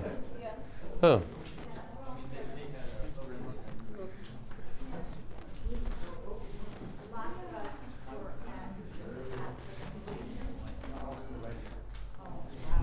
Good evening, everyone. I'm Paul Penn. I'm the Emergency Management and Refinery Safety Program Manager in the Office of the Secretary of the California Environmental Protection Agency. And my boss, the Assistant Secretary for Local Programs and Emergency Response, is here also. And we are here to talk about proposed amendments to for the emergency preparedness and response to refineries. So, just a couple things. If you haven't signed in, please sign in, and we'll put your name on our distribution list. So periodically, if we have events, we can send that to you and keep you informed. And there are copies of the proposed regulations right over here. And here's the way I hope the evening will work. I'm going to give a presentation on the proposed regulations and try and put things in context. And then we're going to have some questions and answers and just a comment period. And the reason we're doing this is we are now in the pre-regulatory phase. And meaning that we have not entered into what's called formal rulemaking. And we want to make sure that we have addressed as many things as we can appropriately before we go into the formal rulemaking, so it makes life a lot easier, and so we want to avoid any stumbling blocks. And so we are working closely with the community organizations, the environmental organizations, the refineries, and the regulators so that we can put together a package. Now, you'll see that it's one of the unusual things in writing regulations. We have tried to move toward brevity. And so we don't have a lot of stuff in there. It's not many pages, but we think what's in there is substantive and significant. Okay? I also want to be very clear that tonight is not specifically about ExxonMobil, and it's not specifically about HF, right? However, ExxonMobil as the facility here in the community, and Valero Wilmington and all the rest of these are impacted. And in fact, we were very mindful of the HF that is used here, the MHF that is used here in Torrance as we put this package together. And I'll kind of bring that up. But I want to be very explicit. This is not about ExxonMobil, and this is not about HF. But you'll see, I think, how it all kind of works in as a presentation goes. Sound good? Okay. And again, we may use some abbreviations and acronyms. If I use an acronym that you don't understand, just kind of wave at me, and I'll try to put it in, I'll try to explain it and put it in perspective. Okay. So, let's say we're talking about the California Accidental Release Program and the area plans. And I'll explain all this as we go through it. Okay? So, again, I'm a history junkie, so I always like to put things in historical context. And the trigger on a lot of this was in August of 2012, there was a fire at the Chevron Richmond facility up in Northern California. And it was a significant event. I got a photo here in a moment. You see, hey, boy, that's pretty significant. And what happened was, after events like this, often the governor says, go find out what happened and what we should do about it. Right? And so what happened was the governor established a working group on refinery safety, and they issued a report called Improving Public and Worker Safety at Oil Refineries. Now, the regs we're talking about right now deal mostly with the public and environmental side, not specifically the worker safety side, but all the things we do here impacts worker safety also, right? So we always look at the public health, safety, and environment and consider workers as part of it. But as I'll explain, the worker safety side is really owned by the Department of Industrial Relations, okay? Which is known to you and me as CalOSHA, is one of their subunits, okay? And so if you want to obtain a copy of the report, and it's very comprehensive, it is found here, and there's also a version in Spanish. Okay? And the governor directed California Environmental Protection Agency to create the California Interagency Refinery Task Force in August of 2013. Okay? So I also want to make it very clear that we, the California Environmental Protection Agency, do not own these regs. The regulations are actually owned, in this case, by the California Governor's Office of Emergency Services, and Denise Gibson, who's signing in right there with her foot up in the air, is a representative from CalOES. And our job is really to help coordinate all the different work of the different agencies to make sure it gets done. Because we've all seen in the past that, okay, they put out some big report and then nothing happens, right? Well, in this case, I can say that, from my experience, that they've really been on it. The work they've put in on something I'm about to go into is really amazing at the highest level, which is the safety and prevention side. And now what we're doing is we're introducing, really for the first time, we just started holding workshops last week, and this is, you're really in the front end of this, is the emergency preparedness and response side. So there's a lot of pieces to this, but I can say that everyone is committed to moving forward. Oh. So, welcome. So in this document, you have a series of recommendations.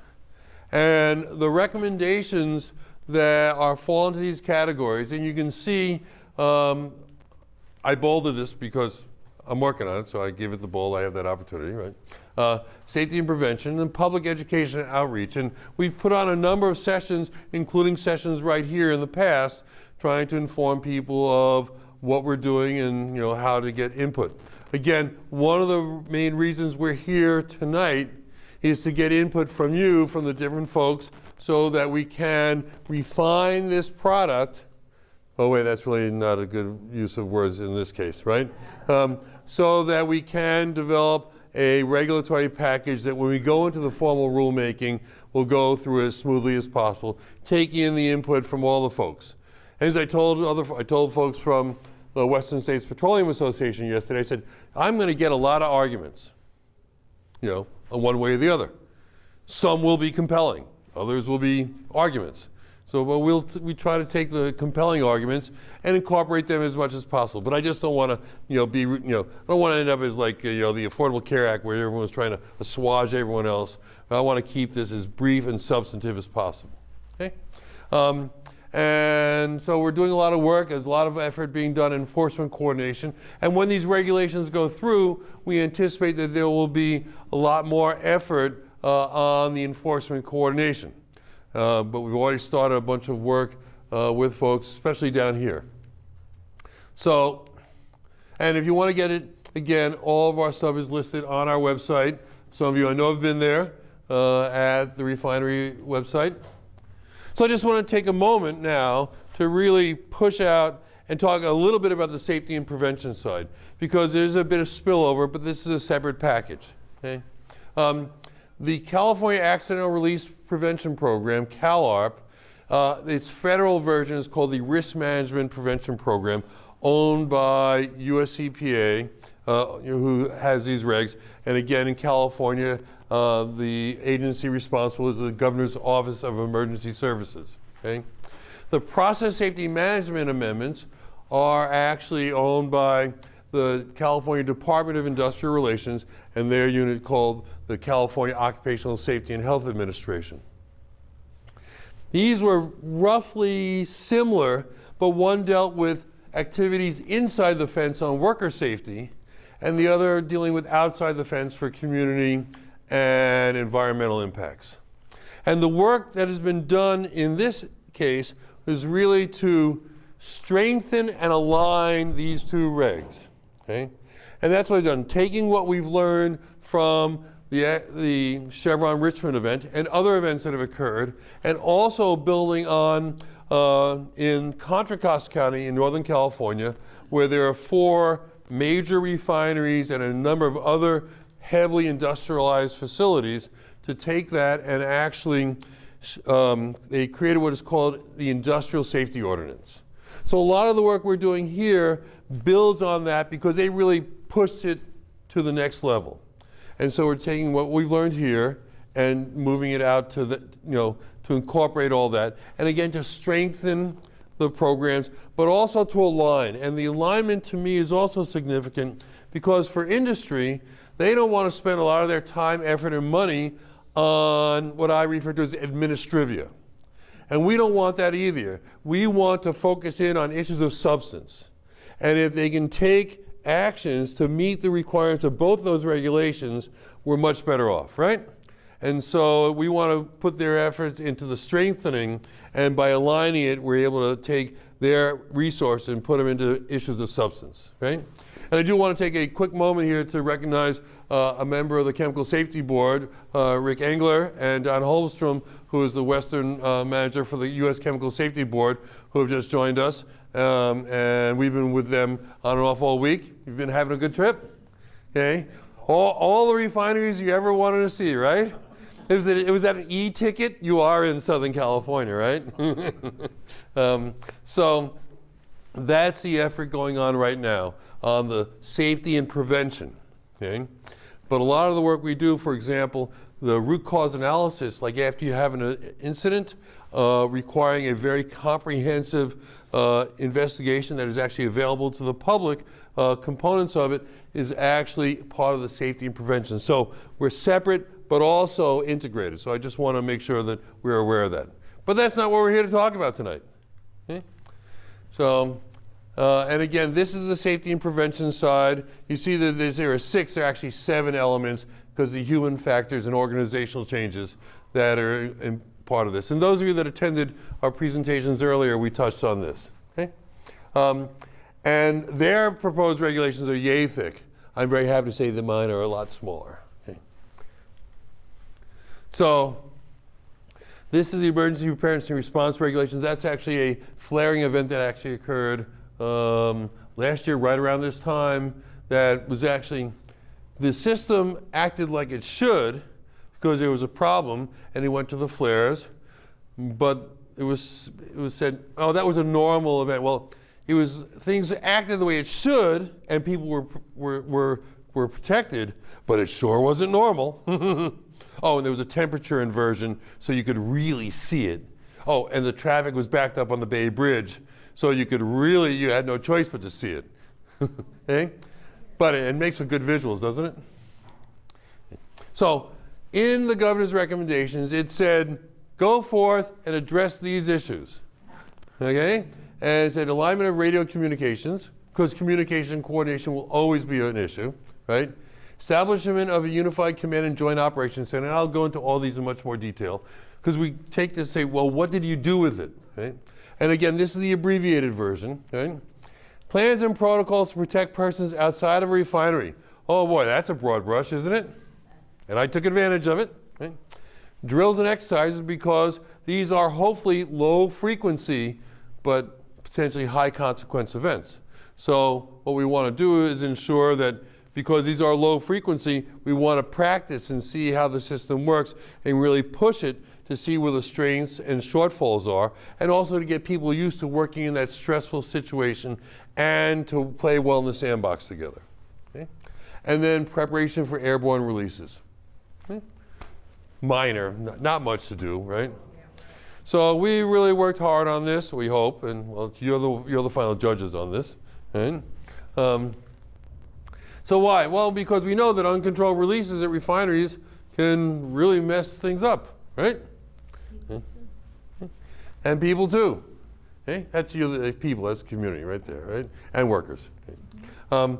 And we know that there's need for strengthening protocols for refinery-specific emergency response systems. Okay? So these are the efforts that we worked on. Okay? Am I driving your cameraman crazy? Good. Yeah. And if you want these regs, that's where they're found. Okay? So feel free to download them. So here we have two components. Okay? And what happens is in the regulations, in the recommendations of the governor's report, it said that the area plans should be strengthened and have these elements. And the area plans are the local organizations, either what are called the CUPAs, the Certified Unified Program Agencies, or a subset called the participating agencies, have what are called area plans. And it's basically, how do we deal with hazardous materials emergencies within our community? In this case, Torrance Fire Department is a participating agency, and LA County Fire Health Hazmat is the overall CUPA in this county. Right?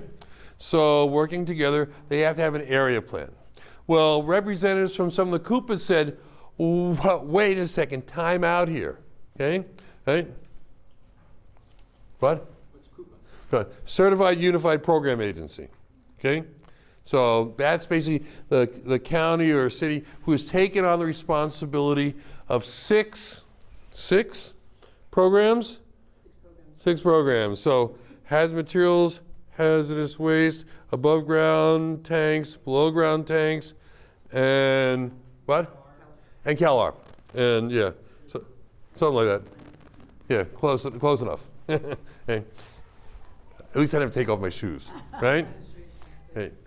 And so some of the CUPAs in these areas said, wait a second, we can't do that unless the refineries actually take certain actions or do some things and provide us information on what's going on, right? So I went, oh great. Now I have to write 2 sets of regulations. Now I don't, if you always say that if you're really, really bad in a past life, you have to come back and write regulations, right?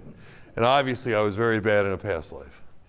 So what we did is, okay, we'll go back to scratch and we will go and create this, which is section 2765.3 of the CalARP regulations.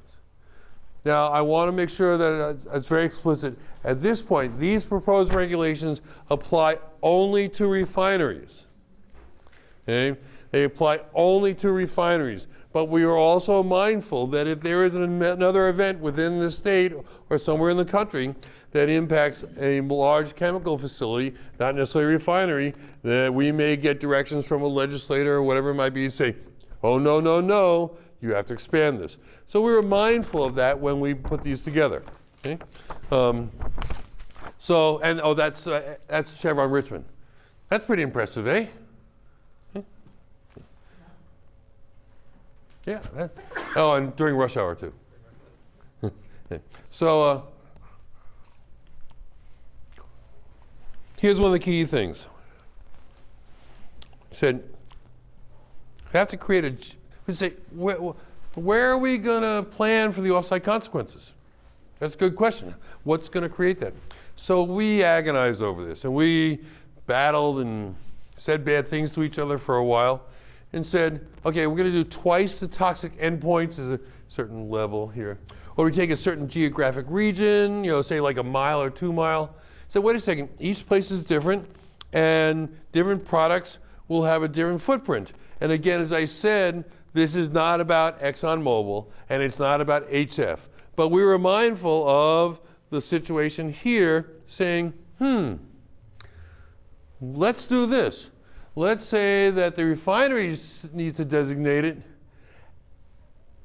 with the UPA, in this case is the Unified Program Agency. And again, I say this is not a polka band from Wisconsin, okay? So the UPA, which is the same as the KUPA, right? But in this case, basically saying, let these folks be the arbiters of good taste, right? And we are planning on providing guidance on how to develop this. So the onus is now on the refineries to say, where is the area with the local folks who we think knows it much better than we would in Sacramento. Is that reasonable? We hope. Okay? And hopefully with guidance that will identify what is that geographic area that may be impacted. Okay? So this is really kind of the crux of part of what we're doing here. So now, again, we're going, and I'll say, do I have an ulterior motive? I don't know if it's an ulterior motive, but let us say we have a product that has a significant offsite consequence. And now I'm going to show you over the things that we are going to require the refineries to do. If the refineries say, that's really a lot of work, maybe we should try and shrink that zone. And if they get rid of the thing that's got the big offsite consequence, all of a sudden that zone gets shrunk. I don't know, sounds like a good rationale to me. So that's, again, we were mindful of this. And again, what is the outcome that we're looking for? We're looking for improved safety for the community and the environment. And also, we're always mindful, we consider workers as part of the community too. Okay? So within that geographic zone, they need to do outreach. And the outreach says, what are the things that can hurt us out there? Okay? How are you going to be notified? And we recognize that there are many variants of people, the way they live and the way they work and the way they travel, the way they gather information, right? What actions they need to take. And I say it somewhat flippantly, but I want you to know I take this very seriously. Because you really have two choices, right? You can run like hell or hunker down, okay? Those are your two choices, right? And what is appropriate, and sometimes that depends on what the product is, how close you are, how much time you have, what is the nature of the air exchanges within your home. There are many variants, right? But again, those are essentially your two choices. And taken as a whole, those are known as protective actions. Okay? And then how to get additional information. Because there's always an issue is, what's going on? How do I get more information? And remember that not all people speak English, and not all people have immediate access to a computer, right? So again, the onus is now going to be on the refineries to identify how this is going to be done. Now, there are certain parts of the state, an example I use is Contra Costa County, that has a very comprehensive community warning system that really is very sophisticated, although it's got its problems, that really addresses a lot of these issues. And here in Torrance, you've got something called Torrance Alerts, which is their step in their informational cards right here. So please grab one. but in Contra Costa County, they do multiple levels. They're working on different languages. And so we're saying if you get the job done through someone else, and this was actually created by the CARE group, the Community Awareness Emergency Response Group, that was actually given to the county for, I think, for $1, and now the Sheriff's Department actually runs the program. We're saying if that meets the requirements of some or all of this, you can use that. You know, you don't need to recreate something if it's being met elsewhere. That make sense? So then we go, okay, within that zone, we want to be able to communicate effectively. And we looked at what are the groups that need to be impacted. Well, we looked at the special populations, right? So we look at here, transit agencies, railroad. In this case, the rail is we're talking about commuter or passenger rail, not freight rail, right? Utilities, businesses with workers there, and then that big challenge of transients. And transit, I'm talking about people that don't either work or live in the community, because that can be a real challenge, right? Because I don't know about you, but I got to drive to Bakersfield back to Northern California. So what I do, I got a book on tape on my phone from the library. I won't be listening to the radio. So how do you communicate with people along the way? Maybe putting up the road sign saying, "Hey, stupid, stop listening to your book on tape and listen to the radio," right? And I can tell you from my experience, before I came back into the oil business, I worked in healthcare, doing emergency management and hazmat response in healthcare. And I used to work for a very small healthcare system you probably never heard of called Kaiser Permanente. Okay, small, you probably never heard of them, right? And we recognized that 15 minutes notice of what's going on can make a very big difference, right? One is we want to protect the facility itself, so how do we deal with our HVAC system, our heating, ventilation, air conditioning system, right? Because in some cases we just want to shut it down so that we reduce the amount of stuff that might be coming in. We can also prepare our what I call manners of ingress, all the different doors here, because you don't want potentially contaminated people walking through your hospital, because now you've contaminated your hospital. And also set up our decon capability, right? So these are some of the things to say you need to be able to do outreach, because unlike other facilities, we can't just say, "Get out of here. I just had a new hip put in," right? I'm not being able to get out of here, right? So these are some of the things that we say this is appropriate to address within that geographic zone. Okay? And then we also want to talk about notifications. Okay? And we want to ensure that the different languages are being captured, the predominant languages within the community. So Jesse, in Wilmington, tell me, how many languages do you think you have in your community? Have to take off my shoes? Yeah. Okay. There's more than 10. Okay. Even though the majority is Latino. Right, majority Latino. We have some Cambodians there. Right. There's Filipinos, there's Japanese, there's Chinese, Samoan. Right. So, for example, in Richmond, you've got, up near the Chevron facility, you've got a very significant Lao population. So we want people to say, let's look at the demographics within that community to be as effective as we can. Okay? And something you're not going to believe, they opened a Persian restaurant in Wilmington, and I don't know of one Persian in Wilmington. Right, but Persian food is delicious, right? With the Burberrys and the Polo Zarek, oh, that's good stuff. They're also very smart, because see, half of the menu is Persian food, and when you look at the side, the other half of the menu is Italian. What? So you go into the same restaurant, and you look at the menu, and you pick what culture you want to eat from. So that's being smart. You see, good marketing. It's a multicultural, right? Okay. So, and we want to talk about different technologies. We want to ensure that we, incorporate the appropriate technologies. And remember, high technology is not the answer to everything. In fact, as an emergency manager, I have always said that the higher the level of technology, the greater the chance it won't work when you really need it, right? Power goes out. Right? Yeah. So, you send out the bat signal over the fence, whatever it might be. We want them to address multiple technologies, right? And to deal with our most vulnerable members of society, people with access and functional needs.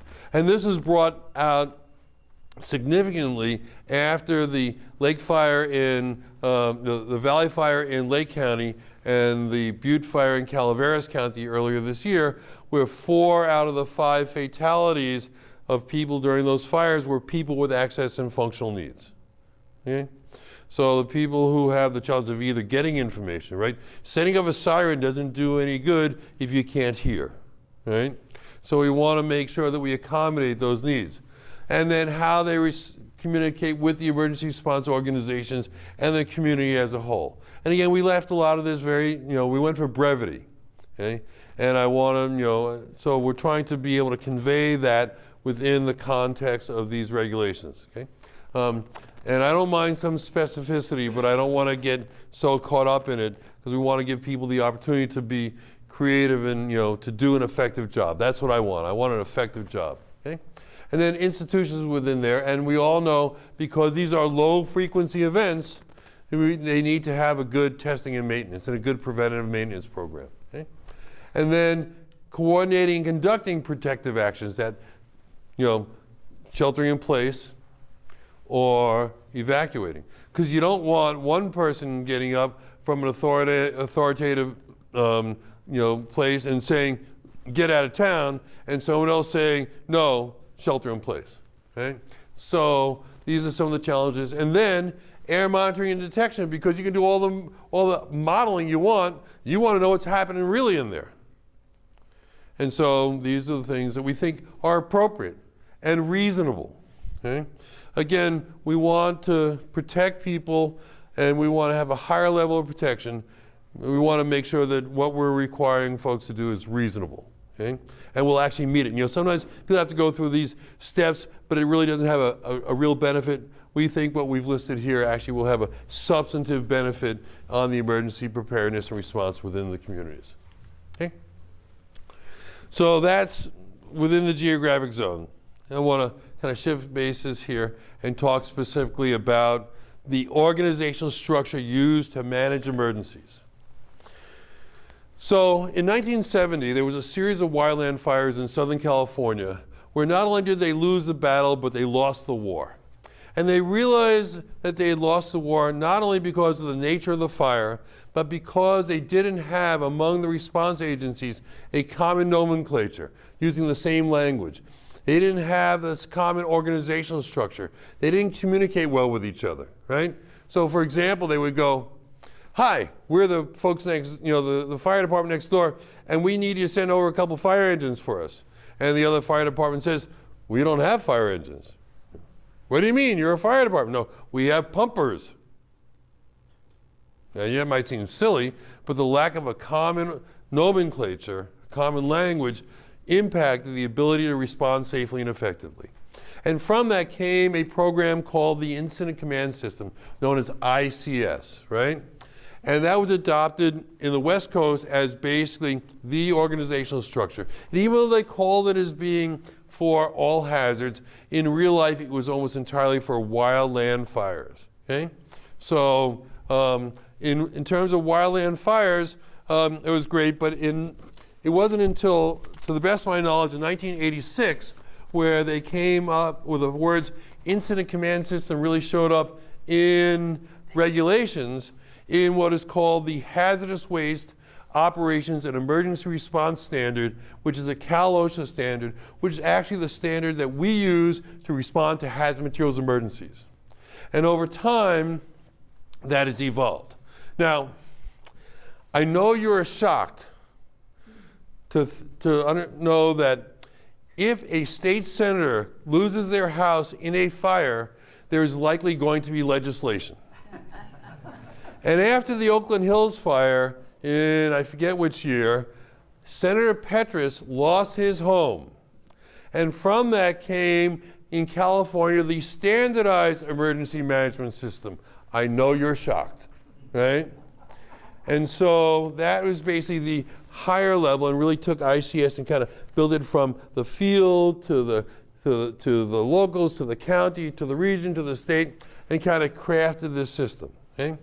And then after 9/11, there was something called Homeland Security Presidential Directive Number 5, which created the National Incident Management System. Actually, it said that all federal agencies will follow the National Incident Management System. A problem was that there was no National Incident Management System before HSPD 5. There's a whole story back there, but I'm not going to bore you on that one. Okay? So that's known as SEMS and NIMS. They're all essentially the same thing. They use the same organizational structure for the most part and the same nomenclature. But what it means is all the response agencies use essentially the same system to respond to emergencies of all types.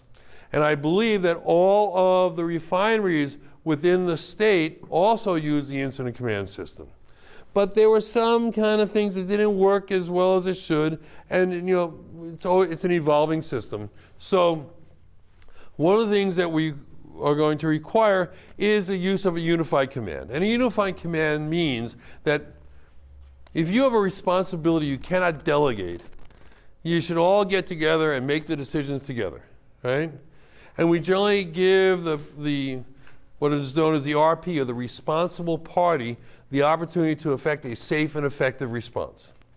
However, here in Torrance, I understand they have a very strong relationship in terms of if there's an event, they immediately establish a unified command. So that's something that they do well here. But I think everyone recognized that during the February 18th event, right, they focused in on the point of origin, which is the fire, not necessarily the off-site consequence. Right? And so one of the things that we really want to do is ensure that everything, that all the impacts are addressed with. And because these are so rapidly evolving, right, you've got to have things such as, for example, a joint information center to get the appropriate information out quickly, right?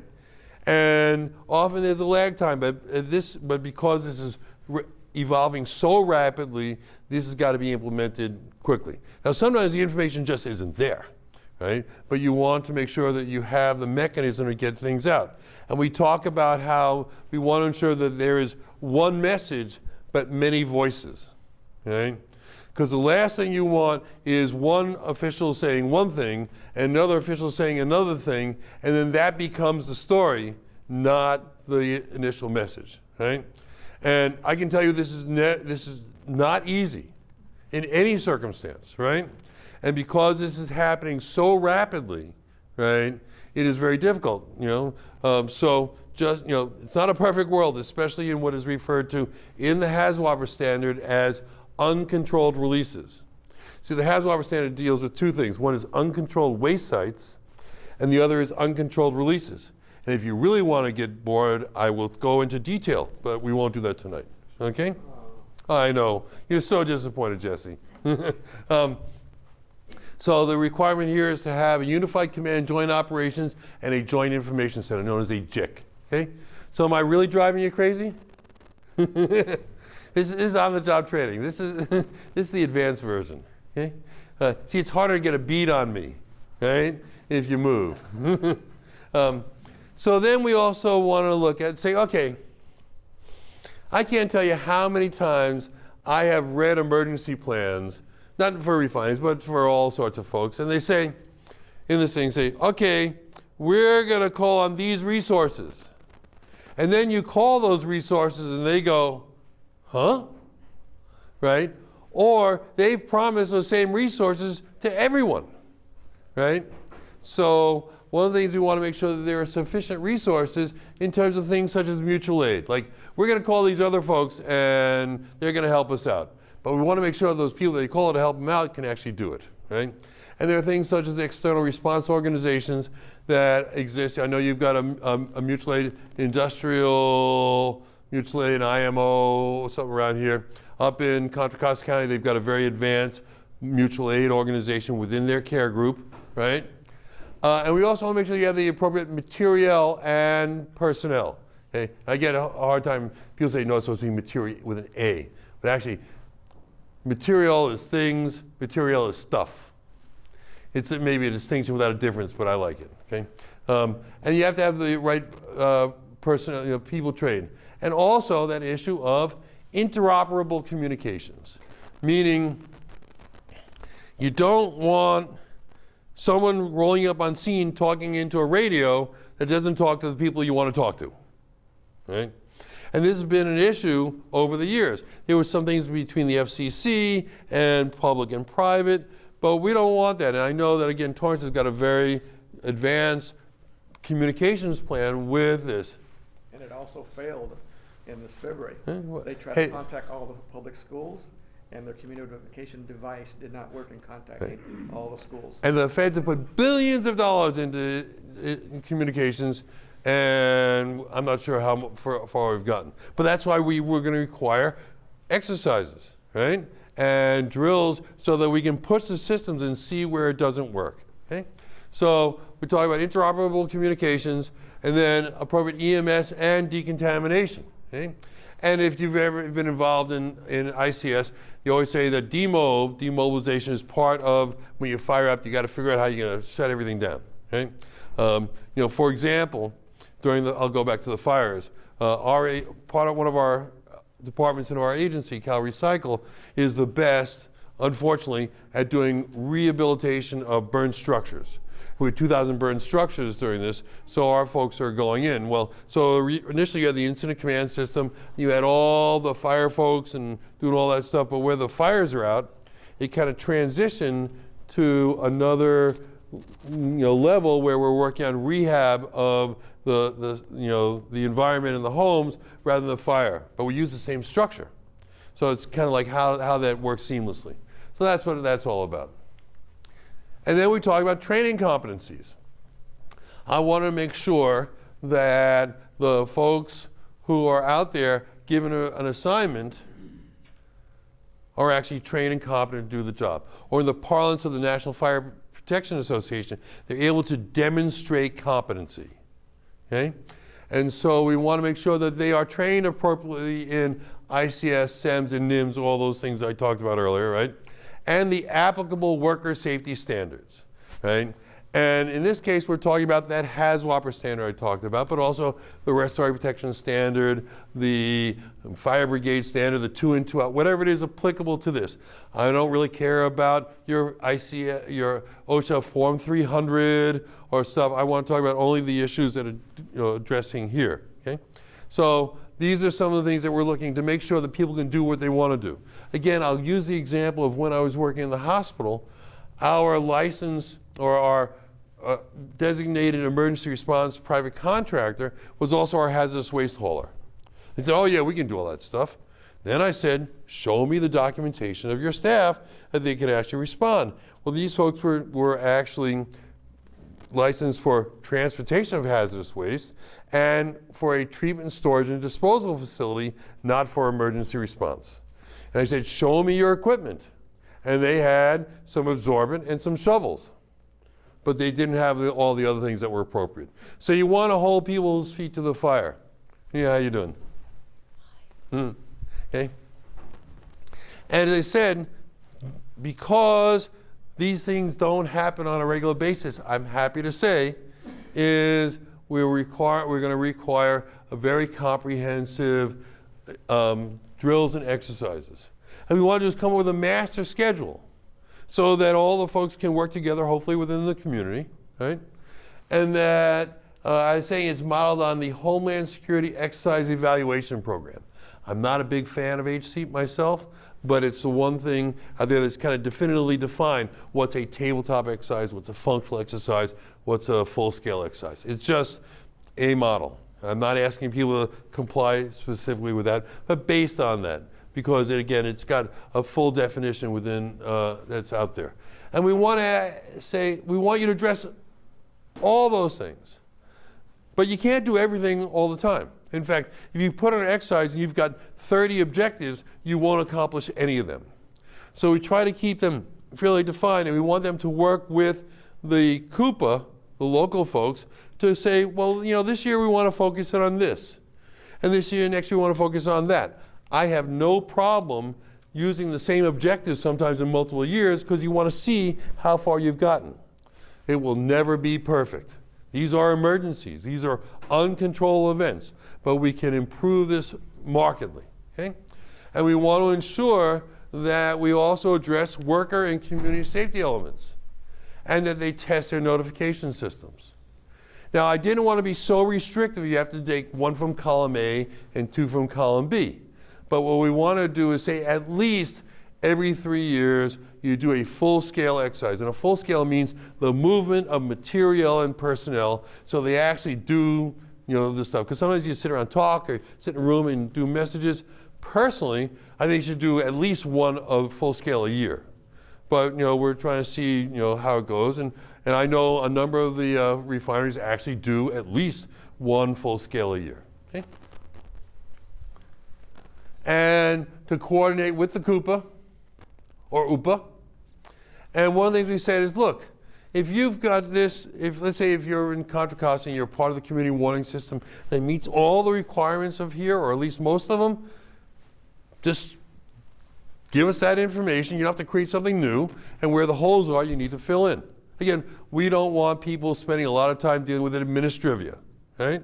And also, if they have other exercise requirements, for example, as part of, if they're permitted under the Office of Spill Prevention and Response to the California Department of Fish and Wildlife, and they have to do exercises, they're doing this as part of it, that's okay. You can get, double credit, right? But we want to make sure you're addressing the issues that are important to us. Okay? Okay. So, sound reasonable? I hope. And if not, we were going to ask you in a little bit, tell us why it's not reasonable. Okay? And then the test. What? The test at the end. There's a test at the end, right? And for $50, I'll give you the answers. So, as I say, under the program that has these CUPAs, there's also a requirement for the local CUPAs to have an area plan that describes how they deal with hazardous materials, emergencies within their communities, right? And so here is where I was supposed to start, or was supposed to end, and now this is where I had to go elsewhere to come back to here. Because we want to take the information we would get from the refineries and put it all together in a much more comprehensive whole. So one of the things specifically in the recommendation said, you got to talk about the roles and responsibilities of the local health officer. And people go, huh? Well, most people aren't aware that of the police powers inherent in a health officer. Unlike law enforcement, where they can say, you can't go over there, the health officer can say, you have to go from there and go over there and stay there. This really came out of the tuberculosis era, where they were really worried about people moving around. And we can talk about the moral things about isolation and quarantine, but that's really one of the things. And actually, the declaration of a public health emergency is actually has more, let's say, juice than just a declaration of an emergency in some cases. And some organizations, for example, LA, Los Angeles County, Fire, Health, Hazmat, we have 2 fine representatives here, actually have some of those powers delegated from the health officer. Their boss, Bill Jones, is the deputy health officer for LA County. Okay? So don't mess with them. Okay? Okay. And so we want them to also look at the overall mutual aid resources. Again, we want to make sure it passes the sniff test. Right? And I told the example earlier this evening. Many years ago, Pope John Paul II, I believe, came to Laguna Seca in Monterey County. And so all the emergency medical stayed here. Okay? Now you might say, oh my God, that's an eternity.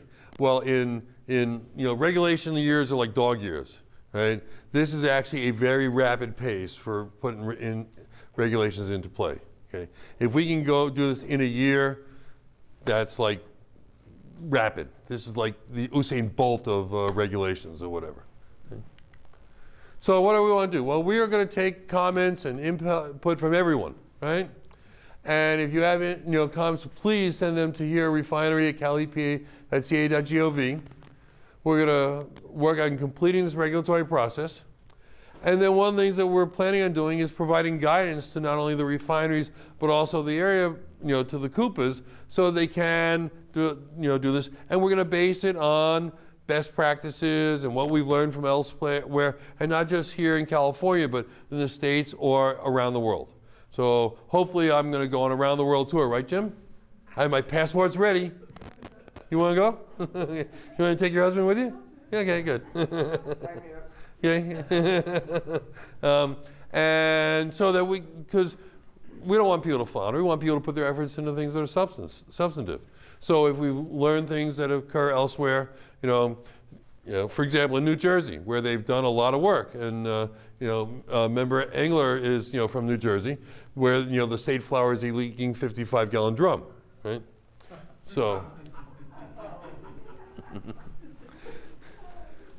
that's my thing. Empty when it only stops dripping. That's right. And again, I use humor and I seem flippant, but we take this very seriously. I just want you to understand that we do take this seriously, and we believe that this will, have a substantive impact. Will it be perfect? No. But I believe it will actually, make a difference. So that is the end of my presentation. That's how you find me. That's my phone number. I'm never there. Okay. And then when I remember, I actually forward it to my phone. I didn't do it this week. To my cell phone. But I will, you can always find me. I always check my email 27 times a day. But we really would love your written comments to help us in revising this. But what we want to do now is Jim's, taking some notes, but we want to get your comments. Now again, I want to emphasize, it's not about ExxonMobil specifically, and it's not about HF. We were mindful of that as we did all this, but I just don't want to get lost in, in the weeds when we're trying to deal with the overall issues. Okay, is that reasonable? And we're trying to be reasonable. So here's we have, so that you can be a star of stage and screen.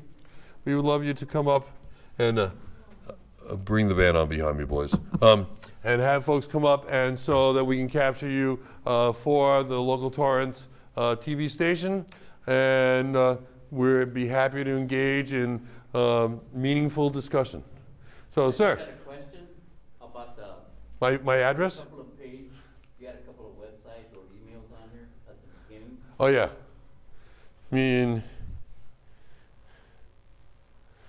I mean, where you can pick up the regs? Wait, gotta go further. Yeah. Well, here's the easy way to do it. Here it is. Here's the easy way: is you go to calepa.ca.gov/refinery, and it's all there. Okay. Thank you. Yeah, sure.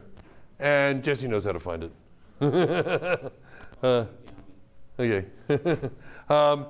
Other questions, comments, or thoughts? Come on down.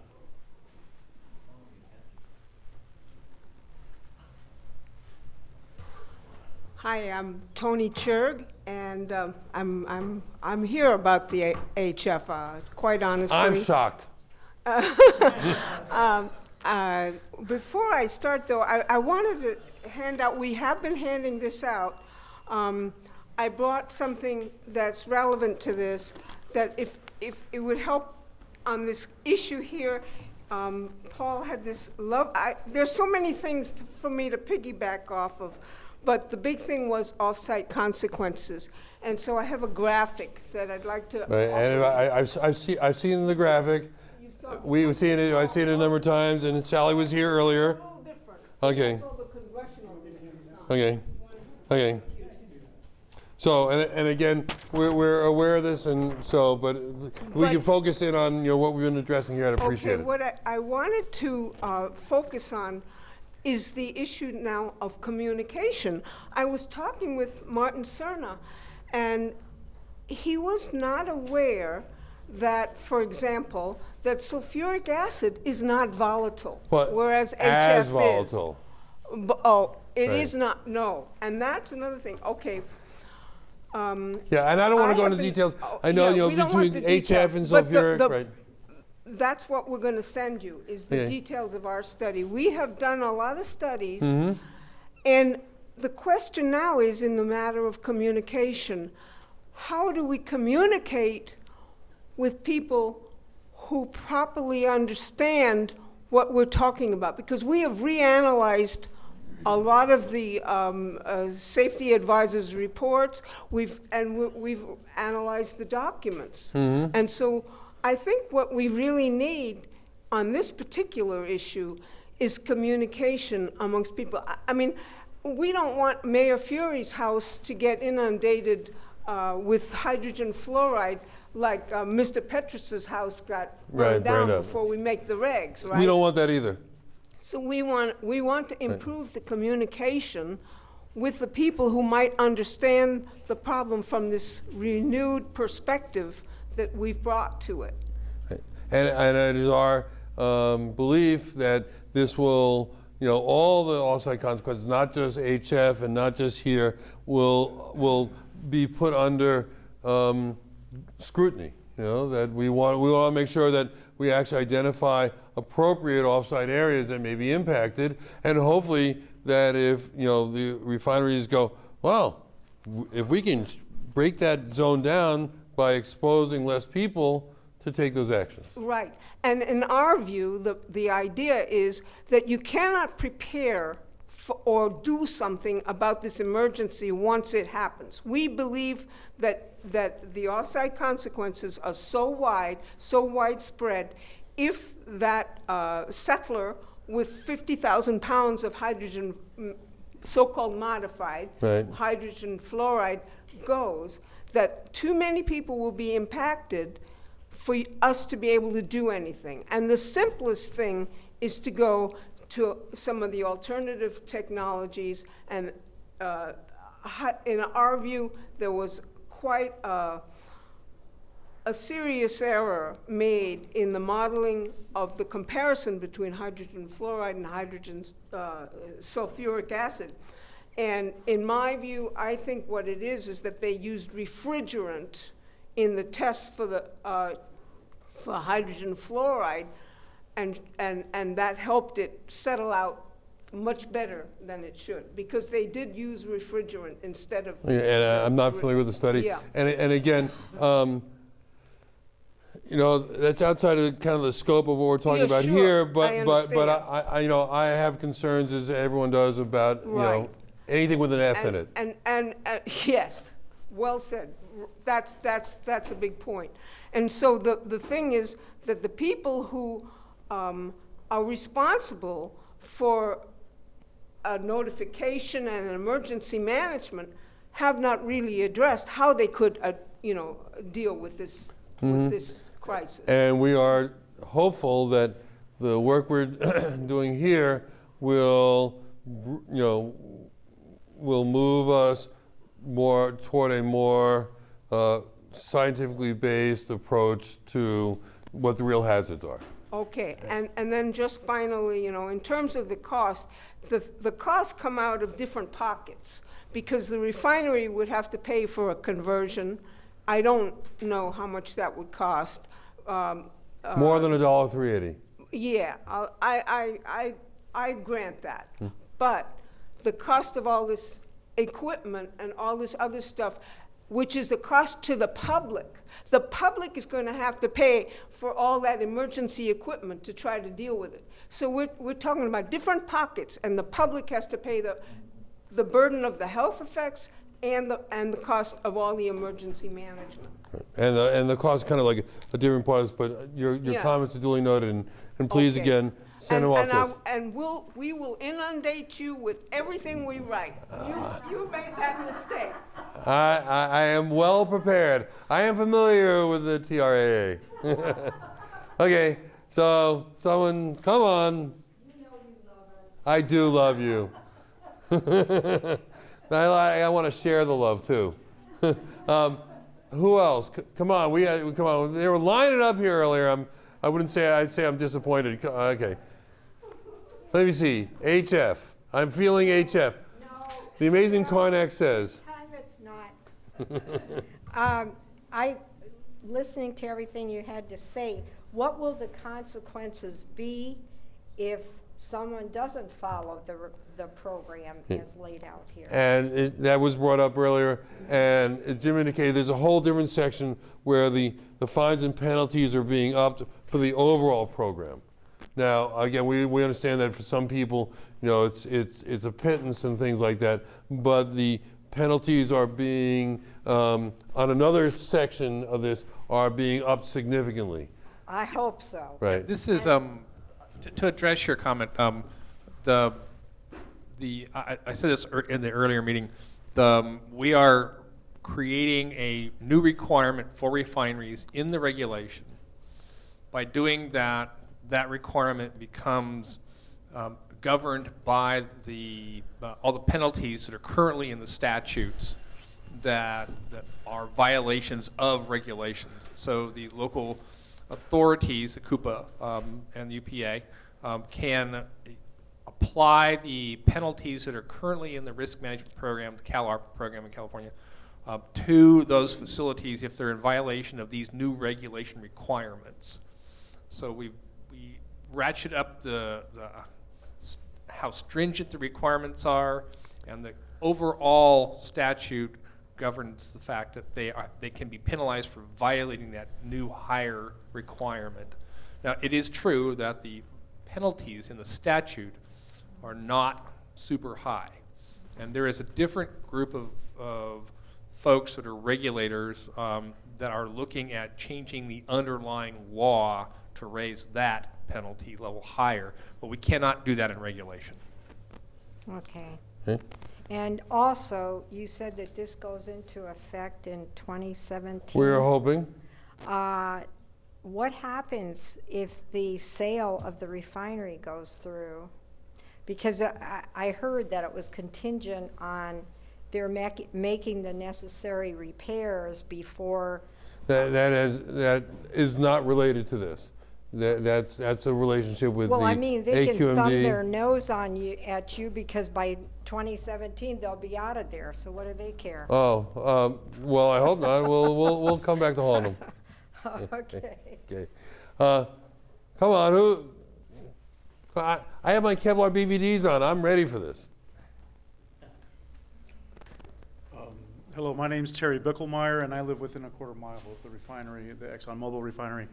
And my neighbors and I are just trying to learn a little bit more about the regulation and who is responsible as regulators for the refinery and for the escape of these gases of HF or MHF. Mm-hmm. And maybe you can inform us, is that the City of Torrance, is that the Chemical Board? Who is responsible for regulating and monitoring these releases and finding the refinery if it's deemed just to do so? Right. So, as you can imagine, California, there are a million organizations, but the primary ones will be both Torrance Fire, LA County Fire Health Hazmat, and the Air Quality Management District. Those are the primary ones, and what you just brought up are the primary agencies that would be responsible for that. And then the other thing is we're very disturbed and upset by the articles that we're reading indicating that perhaps ExxonMobil, the city of Torrance, the manager of Torrance, and maybe even the department are placing exorbitant profits, tax dollars, and fire jobs and pensions over our life and safety of those in the area where Mayor Fury and myself, we live in the same neighborhood, and my faith is somewhat shaken in our municipal government and their ability to regulate this refinery. It seems as though it's possible there may have been collusion here, and it's very disturbing. It's one thing to think that there's not knowledge and they're doing the best that they can, and we've always thought in our neighborhood that the refinery, once they find something, that they're going to work towards improving it.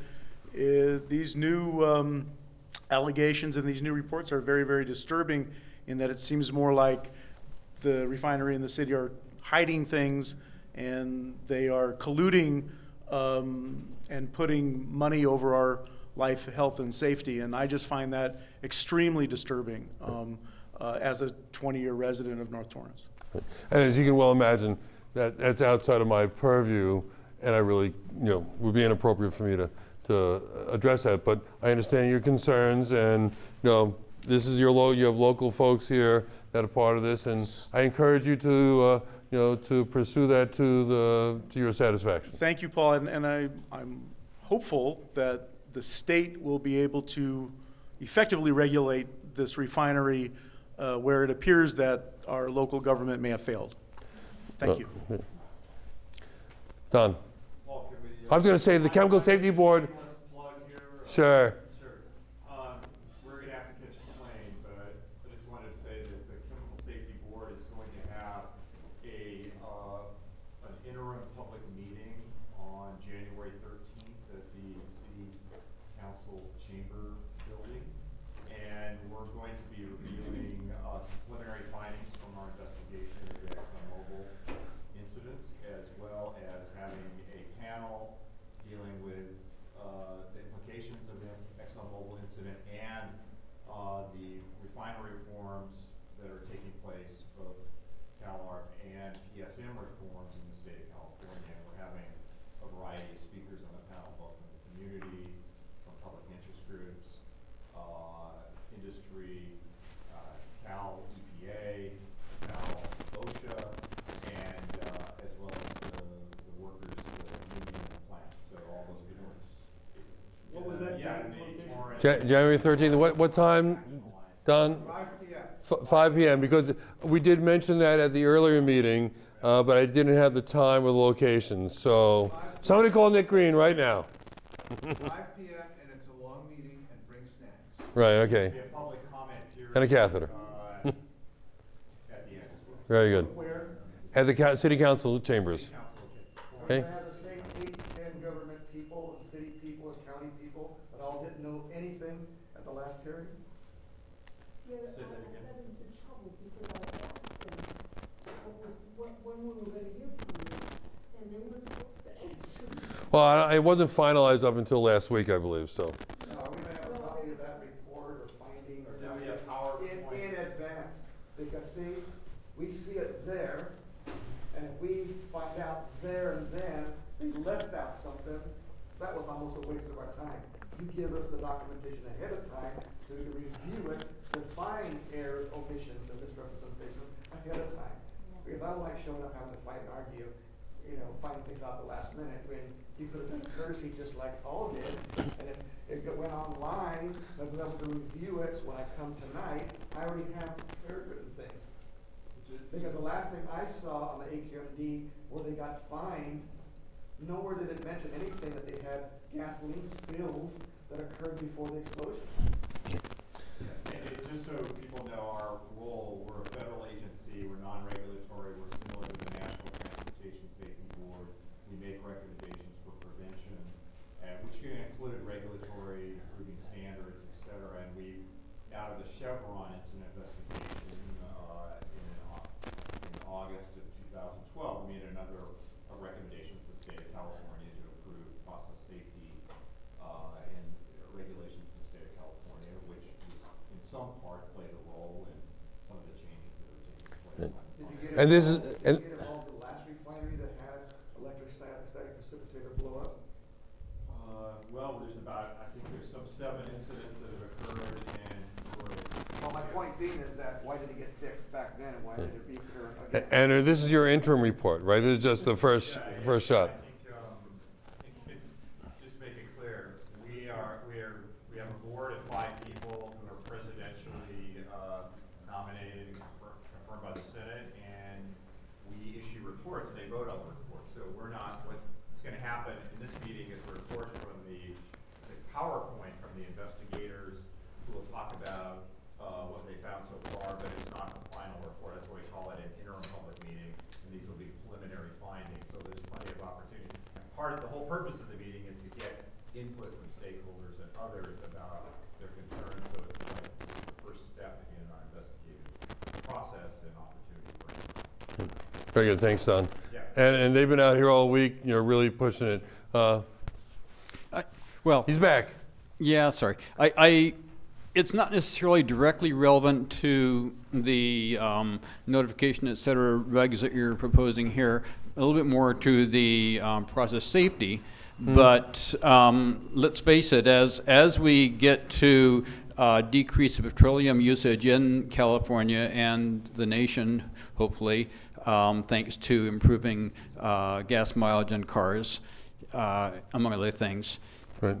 We Which will, is that the most significant? Yeah. Right? Presumably, Standards. there will be refineries shutting down, and I guess some refineries will at least try to run until they break, as apparently was the problem up in Richmond. And I'm just hoping that there will be enough regulatory scrutiny to prevent running till they break.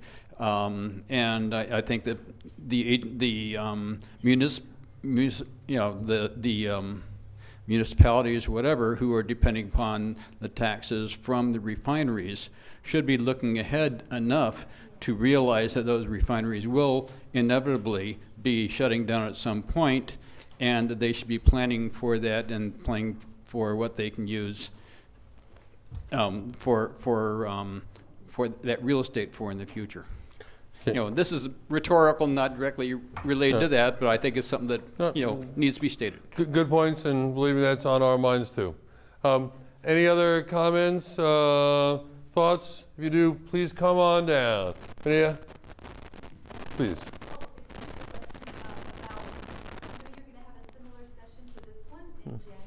Mm-hmm. Right. So,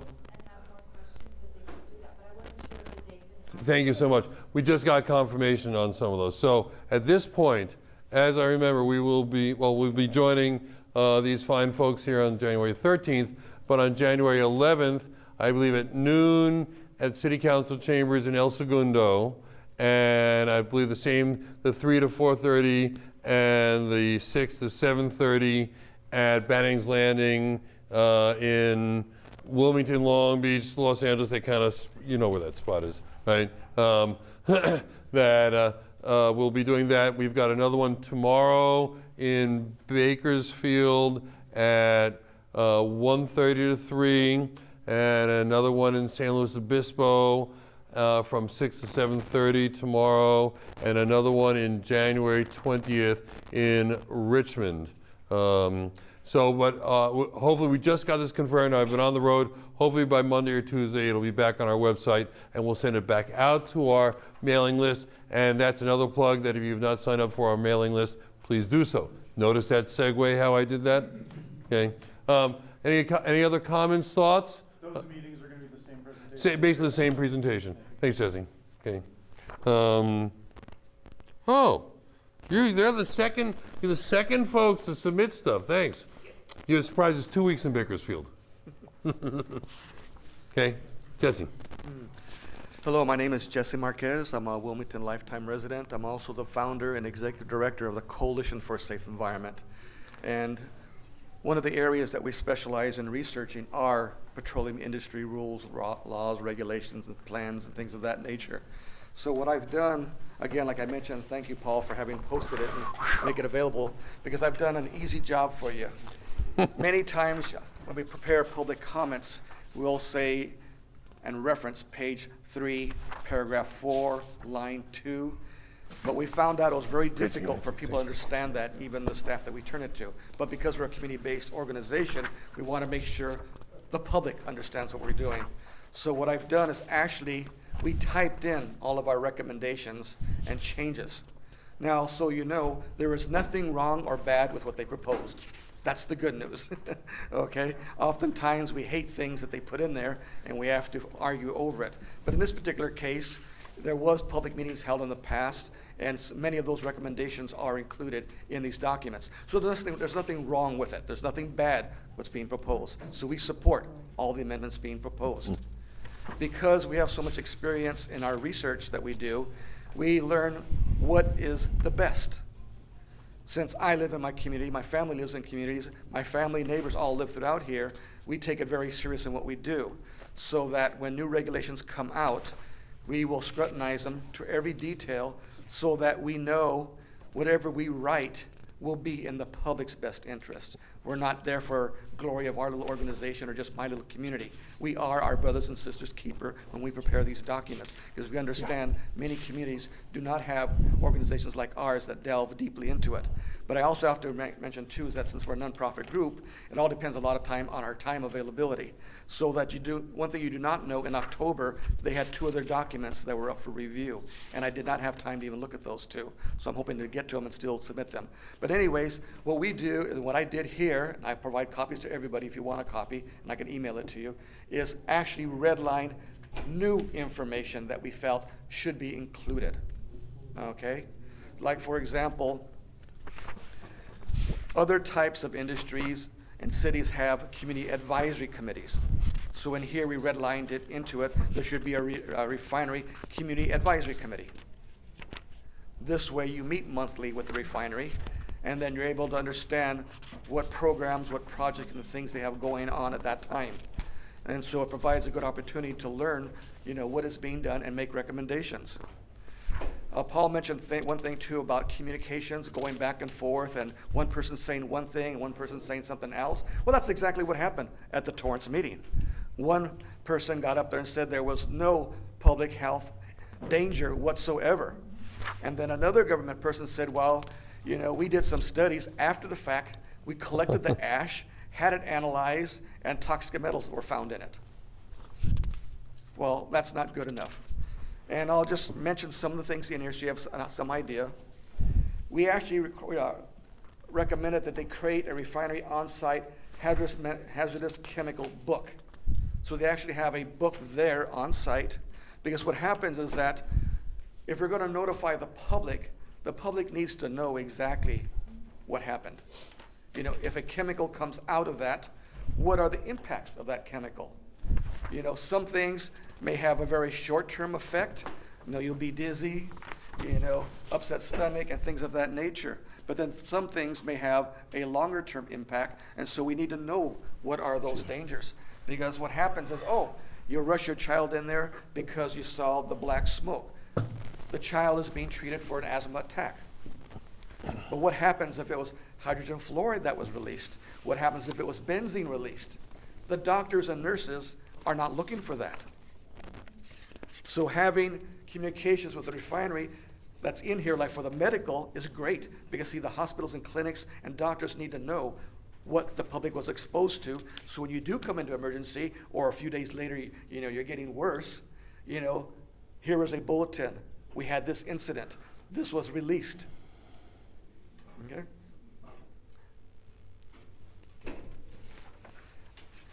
Oftentimes, too, when the fire department arrives, they need to know what it is and what form it's in. Is it in a barrel? Is it in a box? A plastic container? Is it in a tank car? Because the other reality, too, is that, you could have an explosion, and some of you may not remember this, but back in the 60s, there was a refinery in Carson called Fletcher Oil Refinery. Well, my family lived across the street from it. Every member of my family was burned from that fire and explosion. Oftentimes, they'll do a risk assessment. One tank blew up. Well, hey, that's not reality. Reality is if one blows up, the next one next to it is going to blow up, and the next one next to it. So it wasn't just my family. Over 200 people were burned. And those were people that, yes, lived there, people that were shopping at the grocery store across the street, but a lot of them were people driving by in the car. Because what happens when an explosion happens? One car crashes, another car crashes, everyone gets out arguing. Just to show you how tragic it was. Our family came out. Mom and Dad said, jump in the car, we're going to leave. We jumped in the car. That's when the second one blew up. It was so hot, we all ran back in the house. When the third one blew up, so just when we were so Mom and Dad says, okay, we can't get out, cars crashed, we're all going to hold hands. Now, I was the oldest, I was 16. Go get Grandma's, and we're going to walk to the corner and go to Auntie's house, 4 or 5 blocks away. Well, that's when the third one blew up. It was bigger than the other two. All you saw was this huge ball of flame, 2 blocks wide, coming at us. Mom and Dad told us kids, and especially me, run to the back of the fence. You help your brothers and sister jump over the fence. I'm going to help Mom, because my mom was 7 months pregnant at the time, and Grandma get over the fence. So just when I got ready to run, and I was the last one over the fence, I heard a voice, and it was a woman's voice. Boy, boy, please turn around. I turned around. There was a woman, 30s, holding a baby about this big. The woman's face was burned. The baby's face was burned, wrapped in the blanket. She said, please save my baby. She threw the baby over that 6-foot wall and says, catch my baby, keep on running, don't turn around, you save my baby's life. So when things are happening, when they first blow up, there are no fire department there. There is no police department there. There is no safety there. So we are on our own. So that's why we've taken the time, because this is emergency response, and this is pre-planning. And we feel it's very critical that, the public understand what's happening at the time, because there are major disasters that have already occurred, and we do not want to see those in our community. So I invite anyone to take a look at our document. I'm willing to meet with anybody at any time, any of the agency staff, to go over any of these details, because it is significant. And like I said, we made it so easy, it's already written into the paragraph and section, so you can read it line item by line item. Okay? Thank you. And obviously send it to me electronically, please. Thanks, Jesse. Okay, anyone else? Oh, we're right on time. Any other comments, thoughts? Okay, again, if you have the opportunity, please send it. And the easiest thing is refinery@calepa.ca.gov. It's the easiest way to get to us. We prefer it electronically. And again, we're gonna, we're gonna take all the comments and look at them. And some we're gonna go, some folks go, well, that's interesting. May not be compelling, or this may not be where it should be. I'm not talking about yours specifically, right? Or we say, that's really good. Maybe that needs to go in the guidance rather than here. Or again, so we want to have the most effective program as possible. That's where we're at. Ladies and gentlemen, Jim, anything? I just want to thank you all for taking the time out of your days to come out and talk to us about this too. It's important. We appreciate it. Thank you all very much. Again, January 11th, we'll be doing another series down here. January 13th with the CSB. We're doing the road show. We're willing to meet anyone at any time. So we'd be happy to meet with your group, Jesse, specifically, and go over the details and things like that. Sound good? Thank you all very much. Drive safely, be safe, and all that fun stuff.